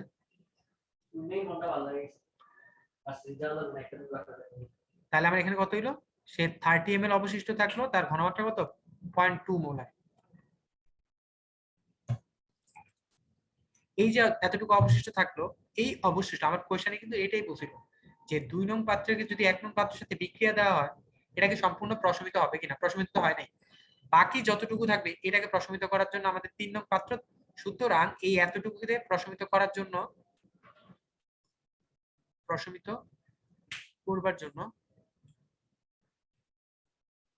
আমাদের কি করতে হবে, 3 নং পাত্রের দ্রবণ প্রয়োজন। কেউ আবার বেশি অতিরিক্ত চালাকি করে 3 নং পাত্রের কতটুকু লাগবে এটা বের করার কোনোই দরকার নাই, বলছে লাগবে কি, হ্যাঁ লাগছে, উত্তরের পক্ষে যুক্তি দাও। তো উত্তরের পক্ষে যুক্তি বলতে তুমি এতটুকু রাখলেও হয়, আবার যদি পুরোটা বের করে দিতে চাও, তোমার তো 4 নম্বরের কোশ্চেন, তোমার তো আর 8 দিবে না, ঠিক আছে, 4 এ 4ই দিব। টিচার বেশি লাগলে তোমার বেশি মার্ক দিব না। একজন ক্যালকুলেটর করে বলছো, ভেরি গুড, থ্যাংক ইউ। তো চলেন সামনে যাই। এবার হচ্ছে এমসিকিউ গুলা। দেখো এখানে বেসিক্যালি যদি এখানে ভালো মতো খেয়াল করলে দেখবা এখানে যে কোনো একটা উইক এসিড আছে অথবা বেজ আছে, দুইজনের মধ্যে যে কোনো একজন, একালে দুইটাই উইক, অথবা যে কোনো একজন এসিড অথবা বেজ উইক আছে। এই ক্ষেত্রে এগুলো একটু মুখস্থ টাইপের। এই যে এই মানগুলো এখানে বলছে যে 2 নাম্বারকে শনাক্ত করার জন্য আমরা কি, ওই নির্দেশক আছে না তোমাদের, ইন্ডিকেটর বা নির্দেশক, এই নির্দেশকের চার্টটা একটু ভালো মতো দেখবা যে কোন রেঞ্জে কোন নির্দেশক ইউজ করা হয়, ঠিক আছে, এটা মুখস্থ করা লাগে, এছাড়া কোনো উপায় নেই। তো এই ক্ষেত্রে আমরা যদি ইথানোয়িক অ্যাসিড এবং হচ্ছে সোডিয়াম হাইড্রোক্সাইড নেই, তখন লাগে হচ্ছে ফেনফথেলিন, তখন আমাদের লাগে ফেনফথেলিন। আর প্রশমন তাপের মান বেসিক্যালি নরমালি হচ্ছে তীব্র অ্যাসিড এবং ক্ষারের ক্ষেত্রে প্রশমন তাপের মান হচ্ছে -57.3 কিলোজুল পার মোল। এই মানটা তখনই কমে যাবে যখন তোমার এই দুইটা যে কোনো কেউ উইক থাকবে। তো আমাদের এই তিনটা অপশনে কেউ না কেউ উইক আছে, তাহলে অবশ্যই যে কোনো একজন যদি উইক থাকে তাহলে এই মানটা ফল করে। তাই এই প্রশমন তাপের মান 3 জনের ক্ষেত্রে কি হবে, কম হবে, তাই হচ্ছে কি 4। বুঝতে পারছো? তাই এখানে 4টে হবে অ্যান্সার, 3টে হবে অ্যান্সার, সরি। আর দেখেন জারণ বিজারণের ব্যাপারটা, Fe2+ থেকে যখন Fe3+ হয়েছে তখন কিন্তু এখানে অক্সিডেশন নাম্বার বাড়ছে, আর জারণ মান বাড়া মানে হচ্ছে কি এখানে জারণ হয়েছে। আর এই যে স্টেনিক থেকে যে স্টেনাস হয়েছে এখানে কিন্তু জারণ মান হ্রাস পাইছে। জারণ মান হ্রাস পাওয়া মানে হচ্ছে বিজারণ। এটার জাজমেন্টে যদি আমরা এখন উত্তর দেই তাহলে অবশ্যই Fe2+ জারিত হয়েছে। স্টেনিক ইক হচ্ছে জারক, আর Fe2+ যে জারিত সে তো আর ইলেকট্রন গ্রহণ করে না, সে উল্টা ত্যাগ করে, তাহলে 3 নাম্বারটা ভুল, তাহলে 3 নাম্বারটা অবশ্যই ভুল। তাহলে আমাদের অ্যান্সার হচ্ছে 1 আর 2, ঠিক আছে। আর দেখো রক্তে গ্লুকোজের যে ঘনমাত্রা তোমাকে এস এককে দিয়ে দিছে, তাহলে পিপিএম বের করার সূত্র হচ্ছে কি এস ইনটু আণবিক ভর, আণবিক ভরটা কত গ্লুকোজের 180 ইনটু 10⁻3, তাহলে কত, এটা হচ্ছে 1800, কত 1800 কই, ঠিক আছে, এটা হচ্ছে 1800। আর এই টাইপের অঙ্কটা গতদিনই করানো হয়েছে যে কস্টিক সোডার যতগুলাই মিশ্রণ নেয় না কেন তার টোটাল মিশ্রণের ঘনমাত্রা কত। তো এখানে খেয়াল করলে দেখবা এখানে একটা আয়তন দেওয়া আছে V1, ঘনমাত্রা দেওয়া আছে S1, আরেকটা দিছে মনে করো V2 S2, এরকম দুইটা যতগুলাই নাও না কেন তাদের প্রত্যেকের V1 S1 V1 S2 কে গুণ করে যোগ করবা আর টোটাল আয়তন দিয়ে ভাগ করবা, তাহলে কি আসে বেসিক্যালি উপরে আসে মোল সংখ্যা আর নিচে আসে আয়তন। তাহলে আমরা ইনডাইরেক্টলি কি পেয়ে যাই, ইনডাইরেক্টলি পেয়ে যাই হচ্ছে ঘনমাত্রা। ঠিক আছে, এবং এই ঘনমাত্রাটা এখানে ppm একও লিখতে বলছে, তাই এখানে একটু সলভ করতে হবে। এটার সাথে তোমাকে হচ্ছে এই কি বলে এটাকে আণবিক ভর আর হচ্ছে 10⁻³ গুণ করতে হবে। বেসিক্যালি এটা অ্যান্সার মনে হয় 6000 আসার কথা। ক্যালকুলেট করে দেখো তো 6000 আসে কিনা। এই ইকরামুল 180 কিভাবে হয়েছে? আরে ভাই গ্লুকোজের ইয়া কি C6H12O6, এটা ক্যালকুলেট করলে 180 আসে আণবিক ভর। মাইচিনো কয় 180 কিভাবে? 180 আমি আসমান থেকে আনছি। কেমন? ওকে, আর সমস্যা নেই, সরি বলা দরকার নেই, দুষ্টামি করতেছিলাম, জানতে নাই পারো, সমস্যা নেই। আর বলছে যে নিচের কোনটি জারণ বিজারণ বিক্রিয়া হিসেবে গণ্য হবে, জারণ বিজারণ বিক্রিয়া হিসেবে গণ্য হবে। তো বেসিক্যালি জারণ বিজারণ বিক্রিয়া বোঝার সবচেয়ে ইজিয়েস্ট হয়ে হচ্ছে যেখানে জারণ মান চেঞ্জ হয়। তুমি এখানে 1 2 3 প্রত্যেকটা ক্ষেত্রেই দেখবে এটা হচ্ছে আয়নিক, এটা হচ্ছে সন্নিবেশ সমযোজী বন্ধন, এটাও সন্নিবেশ সমযোজী বন্ধন, এখানে একটা হবে না। বিকজ এগুলার ক্ষেত্রে কপারের জারণ আগে যা ছিল পরেও তা, নাইট্রোজেন এখানে আগে যা ছিল পরেও তা, জারণ মান চেঞ্জ হয়েছে কিনা জাস্ট এটা ফলো আপ করবা। হ্যাঁ, এবং এই টাইপের বেশ কয়েকটা এমসিকিউ তো অবশ্যই সলভ করা লাগবে। তো ক্লোরিনের এখানে হচ্ছে 0 আর এখানে হয়ে গেছে -1, যেখানে জারণ মান চেঞ্জ ওইখানেই জারণ বিজারণ বিক্রিয়া উপস্থিত। ঠিক আছে, এটা হচ্ছে জারণ বিজারণ বিক্রিয়া আমাদের বুঝা গেছে। যেখানে জারণ মানের চেঞ্জ ওইখানে জারণ বিজারণ বিক্রিয়া কি উপস্থিত। ওকে, তো আমি বলবো যে প্র্যাকটিস এগুলা কিন্তু বইয়ের থেকে বেশ কয়েকটা প্র্যাকটিস করবা, নাহলে ভুল হওয়ার পসিবিলিটিস আছে। তো আমাদের এই ক্লাসের সর্বশেষ জায়গায় যদি আমি আসি, তো আমি ভিডিওটি একটু অন করি। দেখেন, আপনারা যেটা করতে পারেন, আপনাদের অনেকেরই কথা আছে ভাই কোথা থেকে পড়বো, কোন কিভাবে পড়বো। তো টেস্ট পেপার অবশ্যই পড়বা, যে কটা দিন আছে টেস্ট পেপার থেকে কয়েকটা বোর্ড কোয়েশ্চেন অথবা কয়েকটা রিনাউন্ড কোয়েশ্চেন করতে পারো, টেস্ট পেপার পড়তে পারো। উদ্ভাসের যে কোয়েশ্চেন ব্যাংক সলিউশন দিছে ওখানে সলিউশন গুলা জাস্ট অ্যানালাইসিস করবা, উদ্ভাসের যে কোয়েশ্চেন ব্যাংকটা দেয়া আছে। আর অবশ্যই তোমাদের সবচেয়ে খারাপ অবস্থাটা বেসিক্যালি এমসিকিউ তে, তাই মেন্টালি আগের থেকে একটু বাসায় বসে বেশ কয়েকটা এমসিকিউ প্র্যাকটিস করে যাবে, অর্থাৎ এমসিকিউ গুলাকে একটু অ্যানালাইসিস করে একটু পড়বা। আর কোনো কিছুতে আটকানোর সম্ভাবনা আছে, এখন অনেক কিছু হয়তো তুমি একদম কমপ্লিটলি বুঝবা না, এটা আমাদের সময় হয়েছে। সবকিছু বুঝে আইনস্টাইন হওয়ার কোনো দরকার নেই, যেগুলা বুঝবা না ওগুলা মার্ক করে রাখবা বা একটু গুগল করবা। এখন জানার জন্য অনেকগুলা প্ল্যাটফর্ম অ্যাভেলেবেল আছে, বাট ওই গুগল করতে যায় তুমি ফেসবুকে ঢুকে গেলে, ইউটিউবে চলে গেলা, এটা করলে হবে না, একটু নিজেদের সংযত করতে হবে। তো টেস্ট পেপার, উদ্ভাসের কোয়েশ্চেন ব্যাংক, আর একটাই কথা, যেহেতু এবার অ্যাভেলেবিলিটি অনেক বেশি, 8টা থেকে 2টা দেওয়া লাগে, 25টা থেকে 12টা, এত অপশন না লাইফে মানে কেউ কাউকে দেয় নাই। বাংলাদেশ গভর্নমেন্ট তোমাদেরকে যেভাবে অফার করছে, ইন্ডিয়া তো মেবি এরকম হয় না। ইন্ডিয়াতে মানে আজকে পশ্চিমবঙ্গে প্রথম কতদিন 20 মাস পরে মনে হয় স্কুলগুলো খুলছে। তো যেহেতু এটা করা হয়েছে তোমাদের বেটারমেন্টের জন্য, যাতে এটা তোমার ওয়েতে কাজ করে। এই যে এসএসসির পরীক্ষার ফলাফল হল থেকে বের হয়ে গেছে যে কোয়েশ্চেন নাকি কমন পড়ে না, এটা সেটা, ভাই কোয়েশ্চেন তোমার কেন এত লাখ লাখ ফলাফল পরীক্ষা দেয়, কোটি কয়েকজনেরই কমন পড়ে না যারা আসলে পড়ালেখা করেনি। ঠিক আছে, তো যে কয়টা দিন আছে ওই কয়টা দিন কাজে লাগান। আর ইন্টার পরীক্ষার পরেই তোমাদের খুব অল্প সময়ের মধ্যে অ্যাডমিশনও শুরু হয়ে যাবে, মোস্ট প্রবাবলি জানুয়ারির দিকে সব জায়গায় শুরু হবে। তো মেন্টালি প্রিপারেশন থাকেন যে আমি যা যতটুকু বাদ দিয়ে দিতেছি এগুলো যাতে আবার পরে ধরতে পারি। রায়ন ভাই, ওদের ক্লাস শেষ?